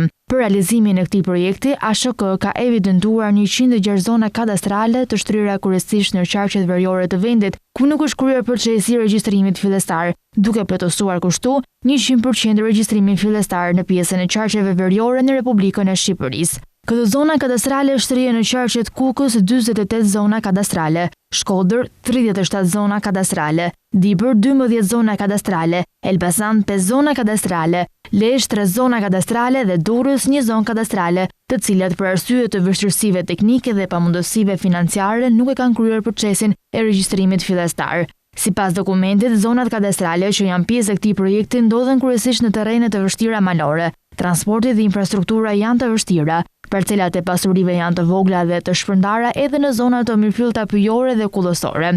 Në përgjithësi, në këto zona kadastrale nuk ka ndodhur një proces i rregullt i ndarjes së tokës bujqësore me ligjin 7501. Ky ka qenë edhe një nga arsyet se pse në këto zona nuk ka ndodhur më parë procesi i regjistrimit fillestar. Referuar dokumentit, përfundimi i regjistrimit fillestar në të gjithë vendin është një nga prioritetet kryesore të qeverisë shqiptare për realizimin e reformës në fushën e të drejtave të pronësisë dhe të reformës së menaxhimit të integruar të tokës, si dhe një nga kriteret kryesore që duhet të përmbushen nga shteti shqiptar në drejtim të reformimit të shërbimeve publike në lidhje me të drejtat e pronësisë në kuadër të integrimit të Shqipërisë në Bashkimin Evropian. Gjithashtu, realizimi i regjistrimit fillestar i pasurive të paluajtshme në të gjithë territorin e vendit është helbësor për realizimin e investimeve të parashikuara, si dhe për të hapur rrugë investimeve të reja publike apo private në vend. Ky projekt përputhet me dokumentin e politikës, Agenda Kombëtare e Reformave 2024-2027 në kuadër të instrumentit të Bashkimit Evropian, Faciliteti për Reforma dhe Rritje për Ballkanin Perëndimor. Një nga reformat e përcaktuara në këtë dokument është sigurimi i transparencës dhe efikasitetit të shërbimeve të kadastrës shtetërore për investitorët dhe qytetarët dhe ofrimi një politike të qartë për përdorimin e tokës, ku si prioritet është përcaktuar regjistrimi fillestar i kryer në 95% të gjitha zonave kadastrale deri në qershor 2026. Gjithashtu, sipas dokumentit, parashikohet që Agjencia Shtetërore e Kadastrës deri në qershor të vitit 2026 të ketë kryer procesin e regjistrimit fillestar për 108 zona kadastrale. Raporti vjetor i endit rregullator të ujit për vitin e kaluar tregoi se shoqëritë e ujësjellësave përmirësuan performancën e tyre. Kohëzgjatja e furnizimit me ujë u rrit në 17.3 orë në ditë nga 16.3 që ishte në vitin 2023. Shoqëritë e ujësjellësve kanë përmirësuar treguesit e performancës që lidhen me kohëzgjatjen e furnizimit me ujë, ujin pa të ardhura, mbulimin e kostove të operimit dhe mirëmbajtjes, nivelin e matjes, eficiencën e stafit apo eficiencën e energjisë, ndërsa treguesin normës së arkëtimit pësoi rënje. Sipas të dhënave zyrtare nga enti rregullatori i ujit, gjatë vitit 2024 mbulimi i kostove të operimit dhe mirëmbajtjes arriti në 109.8% nga 100.5% që ky tregues ishte në vitin 2023. Rritja e këtij treguesi lidhet direkt me qëndrueshmërinë financiare të shoqërive ujësjellës kanalizime, që para 2 vitesh u nënshtruan reformës, duke sjellë bashkimin e tyre dhe krijimin e shoqërive më të mëdha. Aktualisht janë krijuar 14 shoqëri rajonale, ndërsa Tirana, Vora dhe Kamza nuk janë bashkuar ende, duke vepruar si shoqëri të ndara. Kohëzgjatja e furnizimit me ujë arriti në 17.3 orë në ditë gjatë vitit të kaluar, nga 16.3 orë në ditë që ishte në vitin 2023, duke shënuar përmirësim me 1 orë në ditë. Sipas entit rregullator të ujit, janë 8 shoqëri rajonale që ofrojnë shërbimin e furnizimit me ujë deri 24 orë në ditë, si Korça, Lezhë, Berati, Gjirokastra, Pogradeci, Shkodra dhe Saranda. Më keq performojnë shoqëritë e ujësjellës kanalizime Kamës me 4 orë në ditë dhe ujësjellës kanalizime Vorë me 8 orë në ditë. Furnizimi me ujë të pandërprer 24 orë në 7 ditë javës ofrohet vetëm nga shoqëria rajonale e Lezhës. Uji pa të ardhura për vitin 2024 është përmirësuar ndjeshëm me rreth 3.6%, krahasuar me një vit më parë, përkatësisht nga 64.7% në 61.1%. Përmirësimi i këtij treguesi ka ardhur si rezultat i rritjes së volumit të ujit të faturuar. Sipas ERU-s,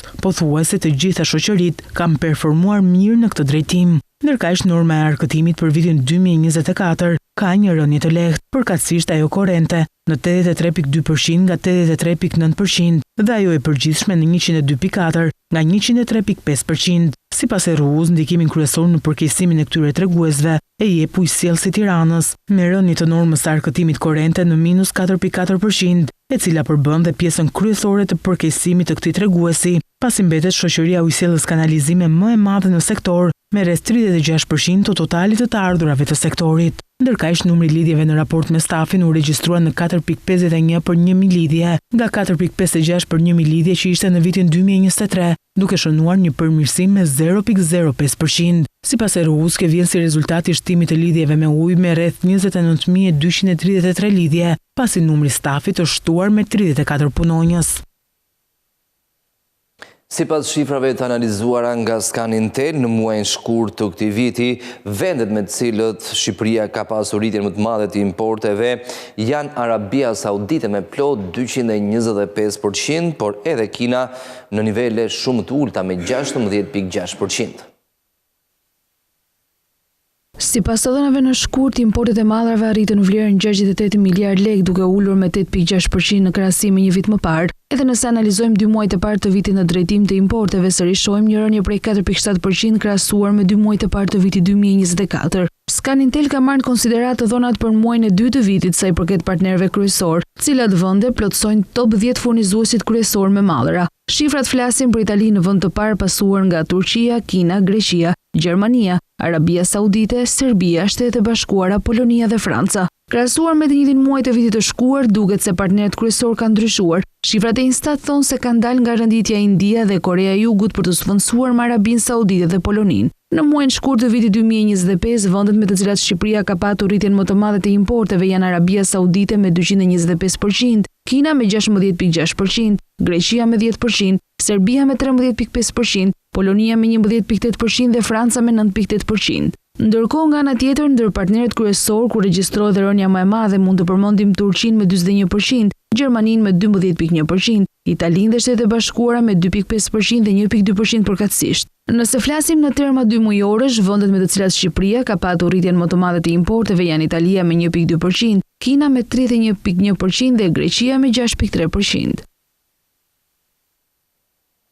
Do të flasim tani edhe për zgjedhjet e 11 majit. Partitë më të mëdha politike kanë prezantuar programet e tyre ekonomike me premtime për zgjedhjet e ardhshme. Televizioni Skan njëkohësisht ka hapur një sondazh në faqen zyrtare për sa i përket realizueshmërisë së programeve ekonomike.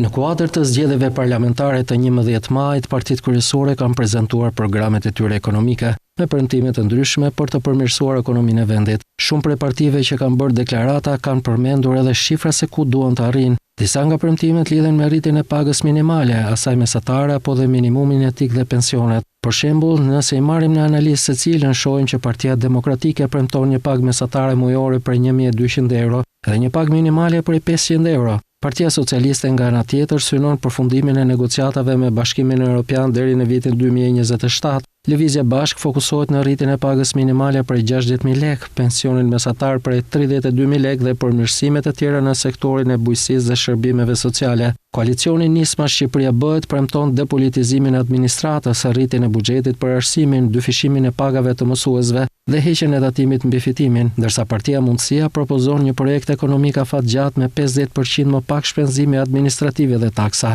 Nëse analizojmë me detaje këto premtime, mund të dalim në konkluzione të cilat lidhen me realizueshmërinë, kostot dhe ndikimin që mund të kenë, por cili është opinioni publik sa i përket këtyre premtimeve. Televizioni Skan ka hapur një sondazh në faqen zyrtare sa i përket realizueshmërisë së programeve ekonomike. Për pyetjen sa ju bindin programet ekonomike të partive për zgjedhjet e 11 majit, rreth 56% e pjesëmarrësve përgjigjen se janë premtime të parealizueshme. Rreth 26% për tyre kanë thënë se kanë ide të mira, por mungojnë detajet e zbatimit dhe 18% janë shprehur se janë të detajuara dhe të realizueshme. Dhe më gjërësisht në lidhje me fushatën, por edhe me zgjedhjet diskutojmë më gjërësisht me gazetarin analistin zoti Benandoni. Zoti Andoni, mirë se erdhët. Përshëndetje dhe mirë se u gjej. Ta nisim fillimisht me premtimet marrshkas edhe nga kronika që sapo ndoqëm. Patjetër që ne përgjatë fushatave dëgjojmë premtimet më të mëdha që shpeshherë jo shumë prej tyre mbahen në këto zgjedhje. Si shikoni premtimet? Janë realiste apo sërish si të kaluar?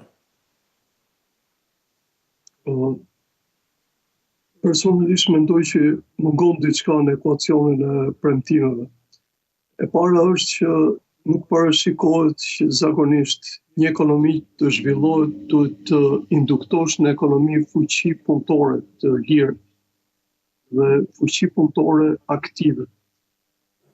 Në statistikat që bëhen këne ose që dalin tek ne, kemi një përqindje shumë të madhe të rinisë, e cila kërkon tikja, ashtu siç është një përqindje shumë e madhe që është inaktive. Në këtë rast, partitë politike o nuk e shikojnë realitetin, por nuk e kuptojnë Shqipërinë mirëfilli. Prandaj, po të shikoni me kujdes, unë personalisht mendoj që programet e tyre janë programet shkruara ex cathedra, në sensin që nuk janë programe të cilat mbështeten në realitetin e Shqipërisë, sepse janë programe të bërë nga aparat shik që dinë shumë mirë të qasen drejt të themi një matrice programore, por jo një matrice zhvillimi. Në qoftë se keni parë me kujdes, Zoti Rama mbështetet në gjëra madhore, siç është integrimin në BE për shembull. Aeroportet, portin, po, patjetër, edhe integrimin që me sa duket për shkak të ndryshimeve gjeopolitike, po mendoj që nuk është më merit e vendeve tona se sa normalisht një lloj detyrimi për Bashkimin Evropian që të na fusin në grup. Personalisht mendoj që sërish ka një handicap të madh sepse të fusësh Kosovën me Serbinë në grup është gati e pamundur, sepse ju e dini që vetë Bashkimi Evropian e ka kërkuar integrimin e të dyja vendeve në Bashkimin Evropian nëse do kalojnë në njohjen e njëra tjetrës. Ndërkohë që Kosova ka dhe handicapin tjetër që nuk është akoma në procedurat e integrimit, sepse nuk e ka marrë statusin e vendit kandidat. Por duke u kthyer në premtimet e vendit tonë, më duken pak të egzageruar. Dhe duken që realisht e para nuk dim burimin se nga ku do dalin këto para për publiku, dhe nuk parashikojnë gjithashtu investime shumë të mëdha që vendi kërkon në këtë moment. Dhe në mendimin tim një investim shumë i madh është, paçka si vini të kanalizuar më shumë në pjesën ekonomike, është edhe që lidhet me arsimin. Arsimi jonë ka nevojë për një lloj boostimi masiv në mënyrë që të ngrej kokën të paktën mbas një dekade. Në momentin ku jemi është në nivelet më të ulta, po mendoj. E para për bjerrjen e nxënësve dhe studentëve, e dyta për nivelin, dhe e treta për angazhimin për të qëndruar në vendin tonë. Ndërkohë që premtojnë gjëra për pagat, që po mendoj që janë shumë larg realiteteve të vendit tonë. Ndërkohë që ne jemi, për shembull, vetëm të marr rastin e kryeqytetit tonë dhe të merremi me gjëra bazike. Akoma në Tiranë, ju e dini, unë jam i lindur i rritur në këtë qytet, banoj në të njëjtin vend ku kam lindur, dhe Tirana nuk ka ujë. E kuptoni paradoksin e madh. Dhe ne premtojmë gjëra madhore. Tirana, ju e dini që ka probleme shumë të mëdha jetike që lidhen me gjelbërimin. Tirana ka probleme shumë të mëdha që lidhen me transportin urban. Kuptohet, ju mund të më thoni shumë mirë që këto janë problemet të pushtetit lokal, po investimet të tilla për shembull partitë politike janë të pamundura nëse nuk bëhen, janë të pamundura nëse nuk bëhen nga qeveria qendrore.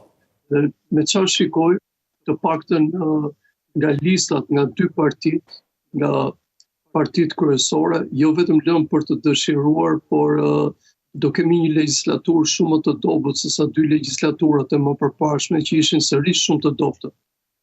Pra, duke parë listat do jenë akoma më të dobta. Ndërkohë, zoti Antoni, përpara se të shkojmë edhe tek fleta e votimit që gjithashtu ishte një surprizë. Mbase premtimet janë disi ekstreme, premtime shumë të mëdha, por edhe premtime bazike. Ende ujë, drita mbase, por është më mirë situata tek dritat ujë jonë premtohet ende.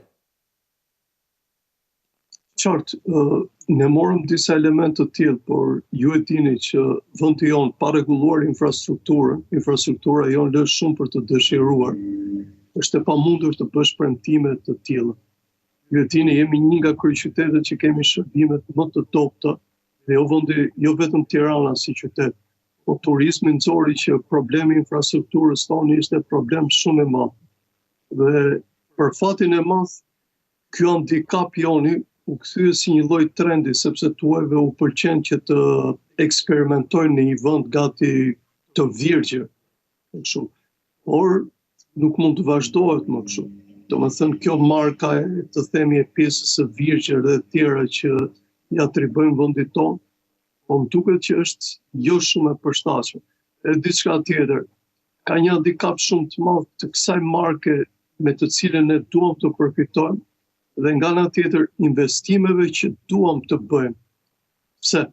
Janë disa investime që po bëhen për resorte e tjera, kuptohet që janë më shumë për klasën, as klasën e mesme, më po për klasën e pasur dhe për një pjesë të tuajve që do vinë në vendin tonë, po që diferencon pjesën më të madhe të shqiptarëve, ku ju e dini 1/3 e shqiptarëve me zinxherin muaj, dhe Banka Botërore ka referuar të dhëna për vendin tonë që janë vërtet shqetësuese. Nuk e di, këta zyrtarë i lexojnë këto raporte, apo i duken sikur janë raporte të thëna në realitetet të tjera. Nuk e di, edhe diçka tjetër për sa i përket premtimeve, ka një problem shumë të madh për t'i shpjeguar në mënyrë detajore. Dhe kjo për shembull u pa me Partinë Demokratike në zgjedhjet e kaluara. Kishte një program shumë të mirë, ata kuptohet, baza e tyre është tek kësaj sheshtë, por individët të cilët e shpjegonin jo vetëm linin për të dëshiruar, po ishin të mërzitur dhe nga shpjegimi, kam përshtypjen. Sepse publiku ka nevojë të qaset të bindet patjetër. Sepse publiku ka nevojë, publiku ka nevojë të qaset nëpërmjet shpjegimeve të detajuara dhe të kujtesshme dhe sa më të thjeshta. Kuptohet, duke hequr terminologjinë e ngatruar ekonomike dhe të tjera. Ndërkohë që Partia Socialiste premton gjërat, ndërkohë që ka kaluar 3 mandate dhe Shqipëria me Kosovën vazhdojnë të jenë vendet më të varfra të Ballkanit. Pa bërë as me kulpa, pa treguar domethënë atë që bën deri tani dhe çfarë nuk shkoi deri tani, pse nuk shkoi modeli tyre deri tani, se taksa progresive tyre lë shumë për të dëshiruar, se janë ndarë fashat shoqërore kaq shumë tek ne, pse pensionet duhet të merren bonuse dhe pse pensionet nuk shtohen tamam. Çfarë është bërë me informalitetin? Ju e dini, informaliteti është një nga plagët më të mëdha të Shqipërisë. Është një nga ushqimet kryesore të korrupsionit tonë. Dhe për këto ti nuk ke përgjigje. Ndërkohë shumë individ të cilët duhet të përgjigjen përpara SPAK-ut, zoti Rama i ka futur në lista. E nuk e di, më duket sikur partitë tona janë në realitete paralele, nuk janë në realitetin që jetojnë gjithë shqiptarët. Në total pastaj, zoti Andoni, do kemi një parlament me pak cilësi krahasuar me aktualin, jo për atë të mëparshme. Me pak cilësi. Të dyja legislaturat e fundit kanë qenë jashtëzakonisht të dobta. Legjislaturën e parë që kam ndërmend ishte legislatura që lidhej me fshirjen e mandateve, ose mospranimin e mandateve të një pjesë të opozitës që u zëvendësuan, dhe qelloi që ishte një legislaturë e dobët, por gjithsesi ata treguan që kishin shumë më dinjitet se legjislatura pasardhëse, ku opozita zuri vendin real të saj në parlament. Ndërsa të themi legislatura e tretë që po vjen tani është besoj ka për të qenë edhe më e dobët se legislatura paraardhëse. Problemi ju e dini, problemi themelor, është problemi i kryetarokracisë dhe forcimi jashtëzakonisht i madh i tandemit që ka ardhur nga ndryshimet kushtetuese të vitit 2008. Pa çka se si mundohen që ta justifikojnë politikanët, në qoftë se ajo marrëveshje nuk zhbëhet, më besoni Shqipëria do shkojë poshtë e më poshtë, siç po shkon. Megjithatë politikanëve nuk u bën përshtypje dhe kjo lloj status quo-je, dhe më vjen keq ta them që u pëlqen njerëzve ke Partia Socialiste që kanë lidhje për benefitet dhe për një lloj qetësie relative që mendojnë. Ndërsa Partisë Demokratike më duket se i përshtatet kjo lloj opozite, sepse një pjesë e tyre nuk e kuptojnë fare problemin e demokratëve që janë në bazë. Dhe ky është një shqetësim shumë i madh për mua. Zoti Andoni, në lidhje me listat e hapura, listat e mbyllura, partitë e reja, mendoni se ka ndërmarrë një hap pozitiv duke protestuar njëkohësisht edhe ndaj ndryshimeve që ju përmendët? Pra, partitë e vogla e kanë lënë e reja më saktë të vogla, e kanë lënë më njanë atë pjesën e mbyllur të listës. Janë të gjithë kandidatët e lista e hapur. Qartë, por po ta shikoni me kujdes, mënyrën se si ata hartua, mënyra për shembull ke dy partina mos gaboj që kanë vendosur njerëzit e afërt të tyre ke lista e sigurt për të zëvendësuar këta. Tregon mungesë besimit të theksuar. Dhe më vjen keq ta them edhe një lloj mos funksionimit të statutit brendshëm të partisë. Sepse nëse do bësh hile të tilla, kuptohet. Në statut ti mund ta kalosh sepse tek fundit edhe vllai dhe motra mund të jenë antar partie, por nepotizmi në disa raste nuk është i shkruar, është i parashkruar, është i paramenduar. Dhe për shembull, demokracitë e forta disa parime nuk i kanë të shkruara, i kanë parime morale. Dhe mënyra se si po qasin këto parti dhe mënyra se si kanë lëvizur disa individ në momentet e fundit nga njëra parti në tjetrën, po mendoj që tregon që demokracia jonë lë jashtëzakonisht shumë për të dëshiruar, ndërsa për partitë e reja është një zgënjim shumë i madh tash në finishin e tyre. Që unë mendoj puna e vërtetë e tyre do filloj në 12 maj, pa çka rezultati që do marrin. Sepse problemi më i madh i partive të reja tek ne ka qenë vazhdimësia. Patjetër. Për shembull, ju e dini që zoti Bojaxhiu bëri një parti shumë interesante, që për shkak të sistemit nuk arriti të vendoste përfaqësuesit e vet në parlament. Dhe pati mbështetje, një gjë të tillë edhe me partinë e zotit Blushi dhe të tjerë. Por kur mendojnë që ato me njëherë pas zgjedhjeve ose për shembull Aleanca Fuqëzi që ka qenë gati një fenomen, sepse besoj që ata kishin mbi 1 milion antar në mos gaboj, zgënjimi mos vazhdimit, zgënjimi i mos vazhdueshmërisë tregoj normalisht atë sëmundjen e vjetër antropologjike që kemi ne, që nuk kemi të vendosur për një element. Dhe gjithçka e kemi lënë dy partive kryesore, Partisë Socialiste dhe Partisë Demokratike. Është sistemi, zoti Andoni, që nuk i lejon partitë e reja, apo është edhe populli në një farmase? Jo, popullin s'mund ta bësh fajtor. Popullin s'mund ta bësh fajtor sepse populli gjykon thjesht, populli gjykon me ndjesi. Më besoni për shembull që nëse Partia Demokratike do dinte të frymësonte njerëzit, çfarëdo që të bënte Partia Socialiste nuk e mbante dot pushtetin.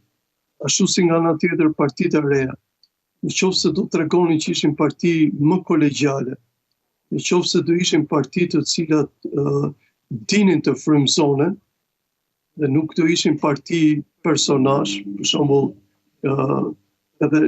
edhe ju për shembull që keni tashmë përboj më të mirë se unë sepse intervistoni për ditë, edhe ju besoj se nuk i njihni numrat 2 ose 3 të një pjesë të partive të reja. Përveç zanatit tuaj që patjetër i keni hasur. Nuk është se janë personazhe të cilat mbajnë peshën e partisë, edhe këto janë parti kryetar. Prandaj dhe njerëzit janë të lodhur dhe me çfarë shikoj, publiku shqiptar po pret një lloj deutzet mashina. Një deutzet mashina e tillë ndodhi në vitin 97 për fatin tonë të keq që gati u shpërbë shteti. Uroj që mos të ndodhi një deutz mashinë tjetër ku të ketë trambje reale të jetës vendit. Po është e vetmja mënyrë që ta shpësh tandemin Parti Demokratike, Parti Socialiste që nuk lën vend për askën tjetër. Dhe po ta shikosh me kujdes, në vitin e parë kur janë në pushtet, të dy angazhohen sipas mënyrave të tyre, sidomos Partia Demokratike për 2008 që duhet shpër ose çu, po pastaj vazhdojnë njësoj. Edhe diçka tjetër që doja t'ju thoja ju. Po, patjetër. Është e palogjikshme që nga koha eksperimentimit të parë të votimit elektronik, ne nuk kemi votim elektronik në vendin tonë. Nuk e di, është e paimagjinueshme. Për shembull, qarku i Tiranës duhet mbyllim me votim elektronik dhe po të mbyllej qarku i Tiranës, që është gati 1/3 e popullsisë. Duke tendencë. Po, edhe për shembull, edhe një qark tjetër për shembull, qarku i Elbasanit, Durrësi, Shkodra që janë të janë mëdhenj. të paktën brenda Durrësit, por Shkodra kam përshtypjen që ka vështirësi sepse ka zona shumë periferike, që mbase mund ta kenë vështirë votimin elektronik. Dhe besoj që e para do ndihmonin procesin, po e dyta do zvoglonin këto ankesat e politikanëve, që besoj në ditët e majt, qoftë edhe pa mbajtur si edhe do fillojnë të shfaqen në mediat. Ndërkohë, zoti Andoni, të kalojmë tek fleta e votimit.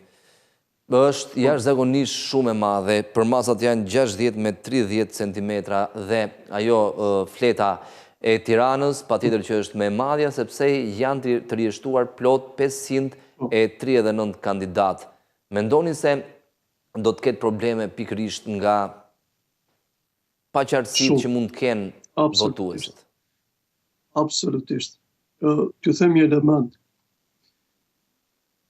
Edhe paraqitja estetike, edhe mendimi estetik, edhe qasja estetike në një fenomen tregon dëshmërinë ndaj atij fenomeni. Dhe ne të dy e dim shumë mirë mënyrën se si votohet në vendin tonë. Në këtë flet, domethënë, në këtë flet kaq të madhe, në një flet që ngjan atyre personazheve të Gargantuas, më besoni një pjesë e publikut ka për të ngatruar dhe ka për të qenë shumë e vështirë, përveç një pjesë të njerëzve të cilët do jenë të dedikuar dhe do e dinë se ku për cilin personazh do votojnë. Dhe po mendoj që ka ardhur koha që partitë mos na bëjnë kaq qesharak.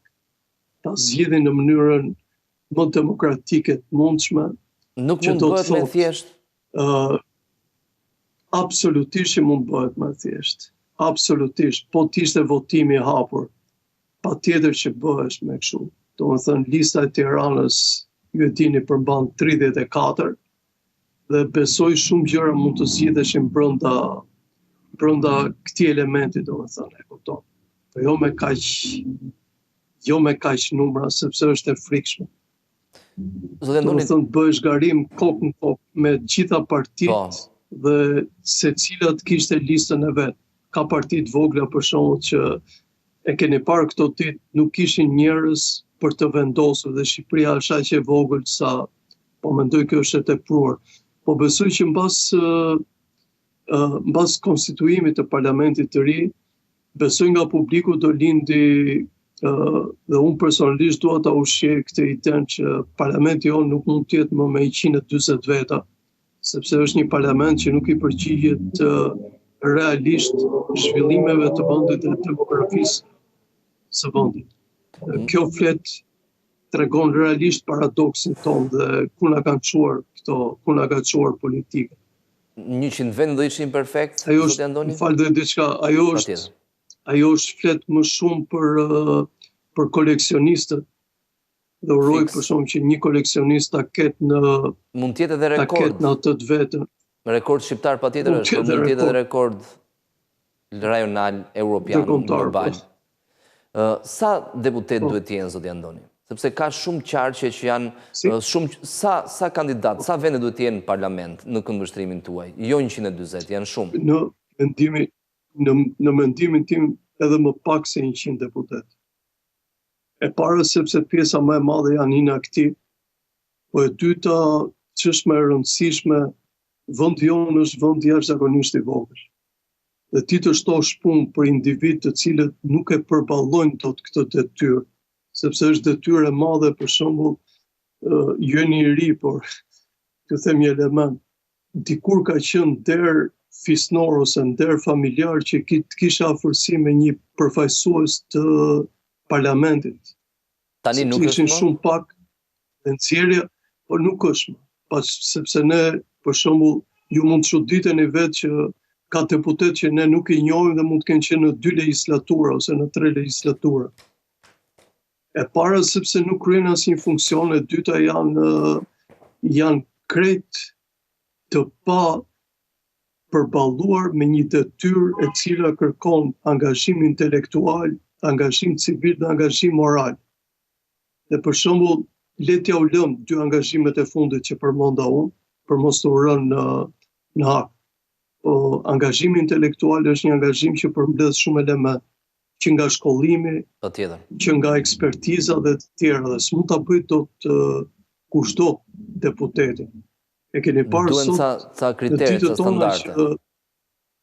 Absolutisht duheshin ca standarde. E keni parë që kryetarët e partive rendin që të fusin emra koti, domethënë, në listë. Zoti Andoni, për ta mbyllur bisedën, në lidhje me fushatën, fakti që fushatat, jo vetëm në vendin tonë, por edhe në vendet tjera, nuk fillojnë një muaj para, por fillojnë 3, 4, 5 apo 6 muaj për para zgjedhjeve. Kjo i lodh votuesit apo realisht i bind ata për të votuar njërin apo tjetrën parti? Për hir të vërtetës, neve nuk kemi 5 muaj në fushat, por ne kemi 4 vjet në fushat.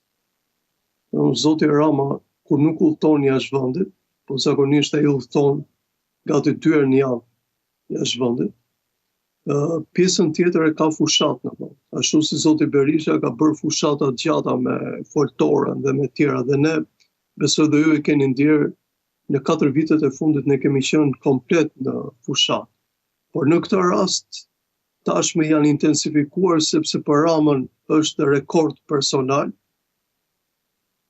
ndërsa për zotin Berisha është kredoja e jetës që të rikthehet në pushtet. Dhe unë nuk e di se sa do arrin që të induktojnë shqiptarëve, që ata e shikojnë pushtetin e shikojnë si rekord personal, se sa mundësi, detyrë dhe mbi të gjitha përballje jashtëzakonisht të vështirë. Të mendosh për shembull ti je kryeminist në një vendi, duhet të jesh shumë i kujdesshëm për detyrat dhe për sfidat që ke, sidomos tashmë në kohën ku jetojmë, ku rreziqet janë shtuar, dhe sidomos problematikat janë nga më të gjithfarlojshme.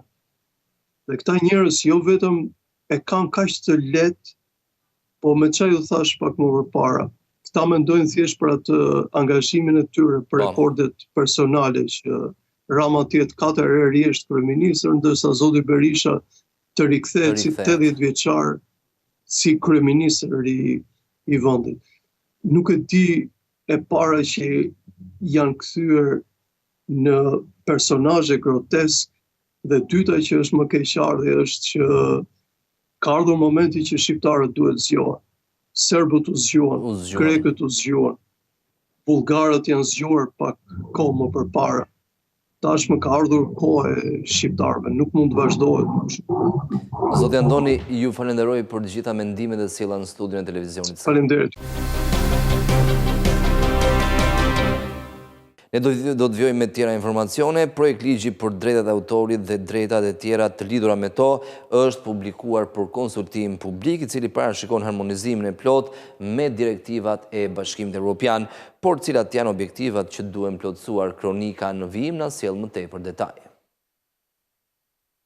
Ministria e Ekonomisë, Kulturës dhe Inovacionit ka publikuar për konsultim publik projekt ligjin për të drejtat e autorit dhe të drejtat e tjera të lidhura me to. Por çfarë parashikon ky projekt ligj? Referuar relacionit, objektivat e këtij projekt ligji janë mbrojtja e të drejtave të autorit dhe të drejtave të tjera të lidhura me to, afati i mbrojtjes së të drejtave së autorit, kufizimit në ushtrimet të së drejtës së autorit, administrimin individual dhe kolektiv, si dhe cënimin e tyre. Ndërkohë, ky projekt ligj ndër të tjera do të harmonizojë plotësisht direktivat e Bashkimit Evropian, të cilat janë të harmonizuara pjesërisht. Si fillim, direktiva e cila duhet përmbushur është InfoSoc, e cila harmonizon të drejtat ekskluzive të autorëve, direktiva për qiran dhe huadhënien, e cila harmonizon të drejtën e autorëve, interpretuesve, producentëve dhe transmetuesve për të autorizuar ose ndaluar dhënien me qira dhe huadhënien e veprave të tyre dhe objekteve të tjera.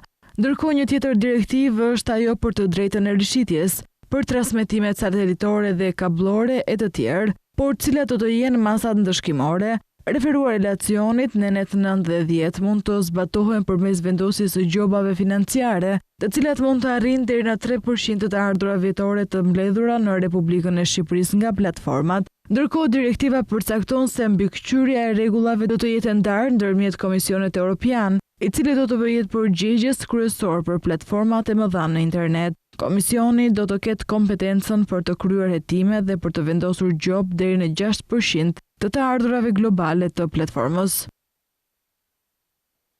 Ndërkohë, për gjatë ditës së djeshme, kryeministri Edi Rama, i shoqëruar nga ministri zoti Vengo, vizituan bazën ajrore të NATO-s, e cila tashmë ka filluar funksionimin në Kuçov, duke cilësuar njëkohësisht si një aset strategjik të Aleancës Atlantikut Veriut.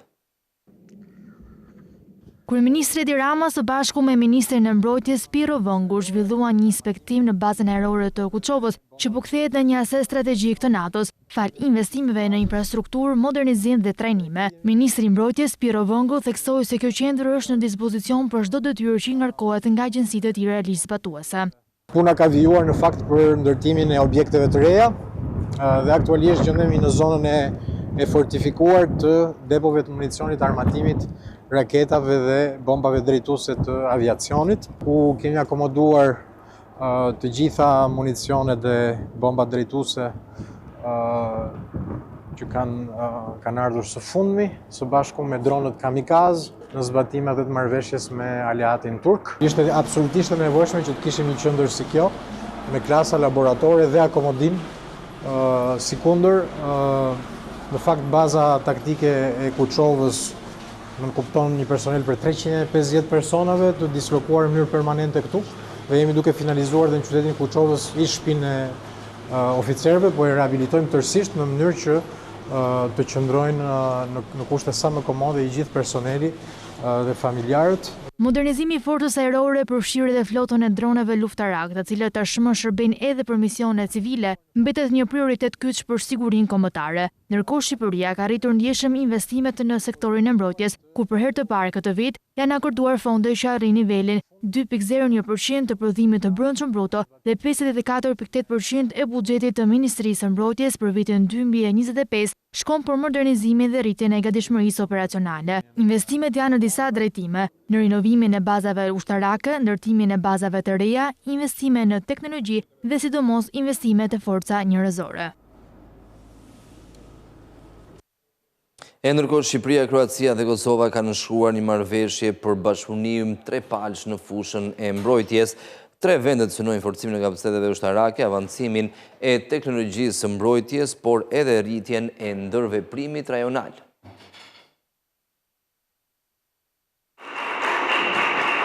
Në Tiranë nënshkrua një deklaratë e përbashkët për bashkëpunim në mbrojtje mes Shqipërisë, Kroacisë dhe Kosovës. Qëllimi kryesor i marrëveshjes është forcimi i kapaciteteve mbrojtëse të 3 vendeve, avancimi i industrisë dhe teknologjisë së mbrojtjes dhe rritja e ndërveprimit ushtarak në nivel rajonal. Deklarata përkthen në fakt jo vetëm një vullnet politik, por gjithashtu disa prioritete që ne ndajmë së bashku. Kryesisht ka të bëjnë me rëndësinë që 3 vendet tona japin ripërtëritjes, ringritjes së industrisë ushtarake, me nevojën që në këtë shtyllë të sigurisë kombëtare të vendeve tona ne të bashkëpunojmë edhe më thellë, edhe më gjerë. Pika e dytë ka të bëjë me bashkëpunimin që forcat tona të armatosura duhet të zhvlerësojnë, qoftë nga këndvështrimi i stërvitjeve, që nga këndvështrimi i modernizimit kapaciteteve, dhe besoj se edhe Shqipëria dhe Kosova kanë këtu çfarë të mësojnë nga një aleat i vyer si Kroacia. Për më tepër, Shqipëria dhe Kroacia do të thellojnë bashkëpunimin për harmonizimin e qëndrimeve politike me qëllim mbështetjen e Kosovës në procesin e integrimit të saj në strukturat rajonale dhe euroatlantike. Ministri i Kroacisë dhe Kosovës e vlerëson këtë nismë si një hap të rëndësishëm për forcimin e sigurisë dhe stabilitetit në rajon, si dhe për zhvillimin e aftësive të përbashkëta në përballje me sfidat dhe rreziqet aktuale. Ndërkohë, në këtë momente, kryeministri Edi Rama dhe zëvendës kryeministria Belinë Balluku së bashku me ministrat zotin Mazniku dhe zonjën Muzhaqi po inspektojnë një nga kantieret më të rëndësishme të korridorit të 8, ku njëkohësisht po ndërtohet edhe një tunel me ngjatësi 1.1 kilometër.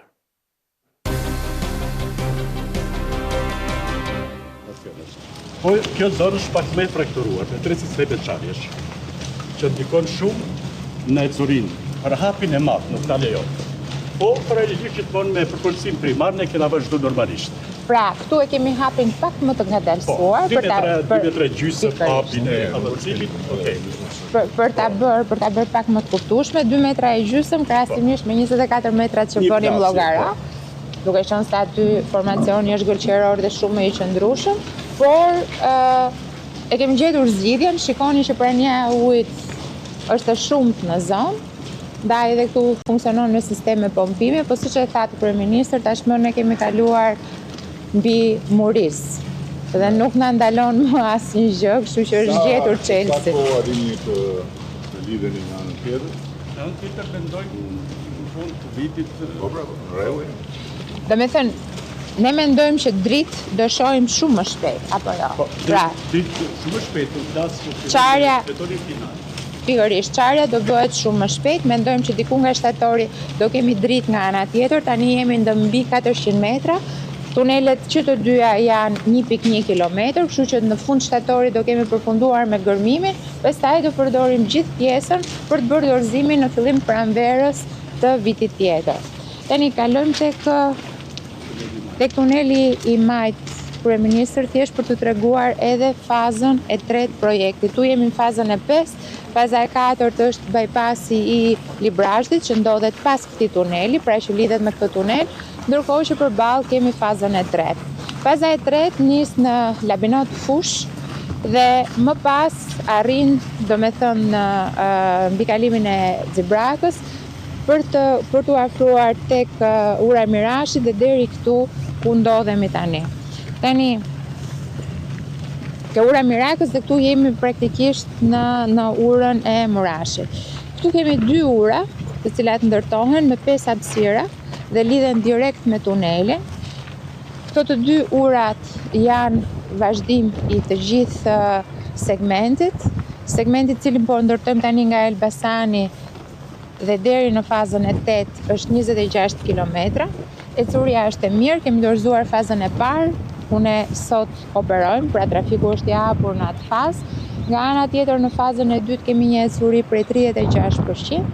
Faza e tretë është kjo që shikoni këtu, jemi në 70%, praktikisht ecuria është shumë e mirë, dhe në fazën e 5 tu ku ndodhemi jemi në 52%. Duhet kemi parasysh që kjo është një rrugë e kategorisë B, interurbane, me nga 2 korsi secilin krah, është si bypassi i Fierit. Plus, për ta bërë çik më të kuptueshme për njerëzit kategorinë, pra 23.5 metra nga secili krah i rrugës me 2 bankina plus makinën e shpejtësisë, pra të emergjencës së ambulancave. Dhe në ndërkohë e gjitha kjo do të ketë të njëjtin standard deri në bypassin e Elbasanit, që është vepra tjetër që lidhet me korridorin e 8 dhe vepra më e rëndësishme praktikisht e këtij korridori. Ndërkohë me të njëjtën ecuri po ecim edhe në krahun tjetër, pra nga Elbasani në drejtim të Lekajt, të Rogozhinës, atje është shumë e lehtë situata, pasi kemi parasysh që shkojmë në zonë fushore, jemi duke ndjekur luginën e shkumbinit, jemi totalisht jashtë gjurmës ekzistuese në atë zonë. Këtu situata është më komplekse, por keni parasysh të kryeministër që këtu kemi edhe diçka shumë të rëndësishme, si për bashkinë e Librazhdit ashtu dhe për të Elbasanit, e gjithë rruga duhet bashku me mbrojtjen lumore. Për herë të parë, shkumbinit i ofrohet edhe mbrojtja lumore, e cila e ndjek nga Librazhdi pra deri në Elbasan. Super.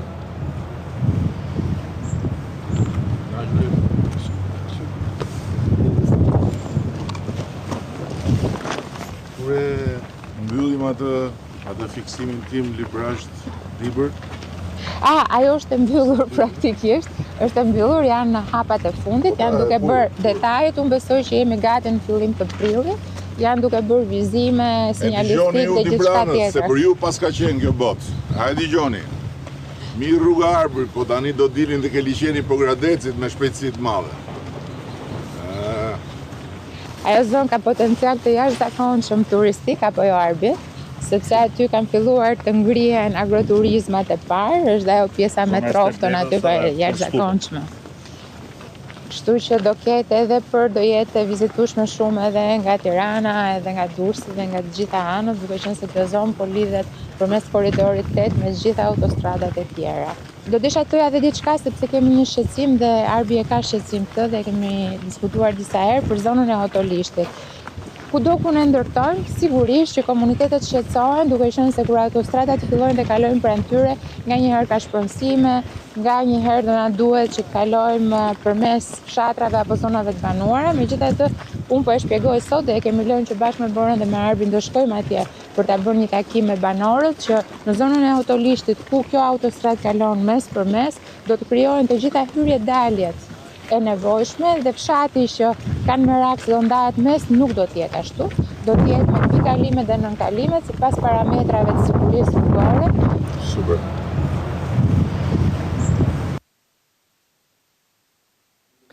Ndoqëm inspektimin e kryeministrit Rama, zëvendës kryeministres Balluku dhe ministrave zotit Mazniku dhe zonjës Muzhaqi në korridorin e 8 në aksin përpara se të shkosh në Librash, ku njëkohësisht po ndërtohen edhe 2 tunele me një gjatësi prej 1.1 kilometra. Ky ishte informacioni përgatitur për ditën e sotme në Skan Live. Jemi fokusuar tek zhvillimet e aktualitetet, por njëkohësisht edhe tek zhvillimet në rajon, sikurse ishte një ngjarje tragjike në Maqedoninë e Veriut. Ditën e djeshme aty është zhvilluar një protestë. Folëm për sa i përket sektorit turizmit në vendin tonë, në mënyrë të veçantë baret dhe restorantet përgatitjet në lidhje me sezonin e ri turistik, sidomos me gjetjen e fuqisë punëtore. Njëkohësisht, folëm edhe për zgjedhjet e 11 majit. Ky ishte informacioni përgatitur për sot, do të rishihemi sërish nesër, si gjithmonë në orën 10. Deri atëherë, mirupafshim.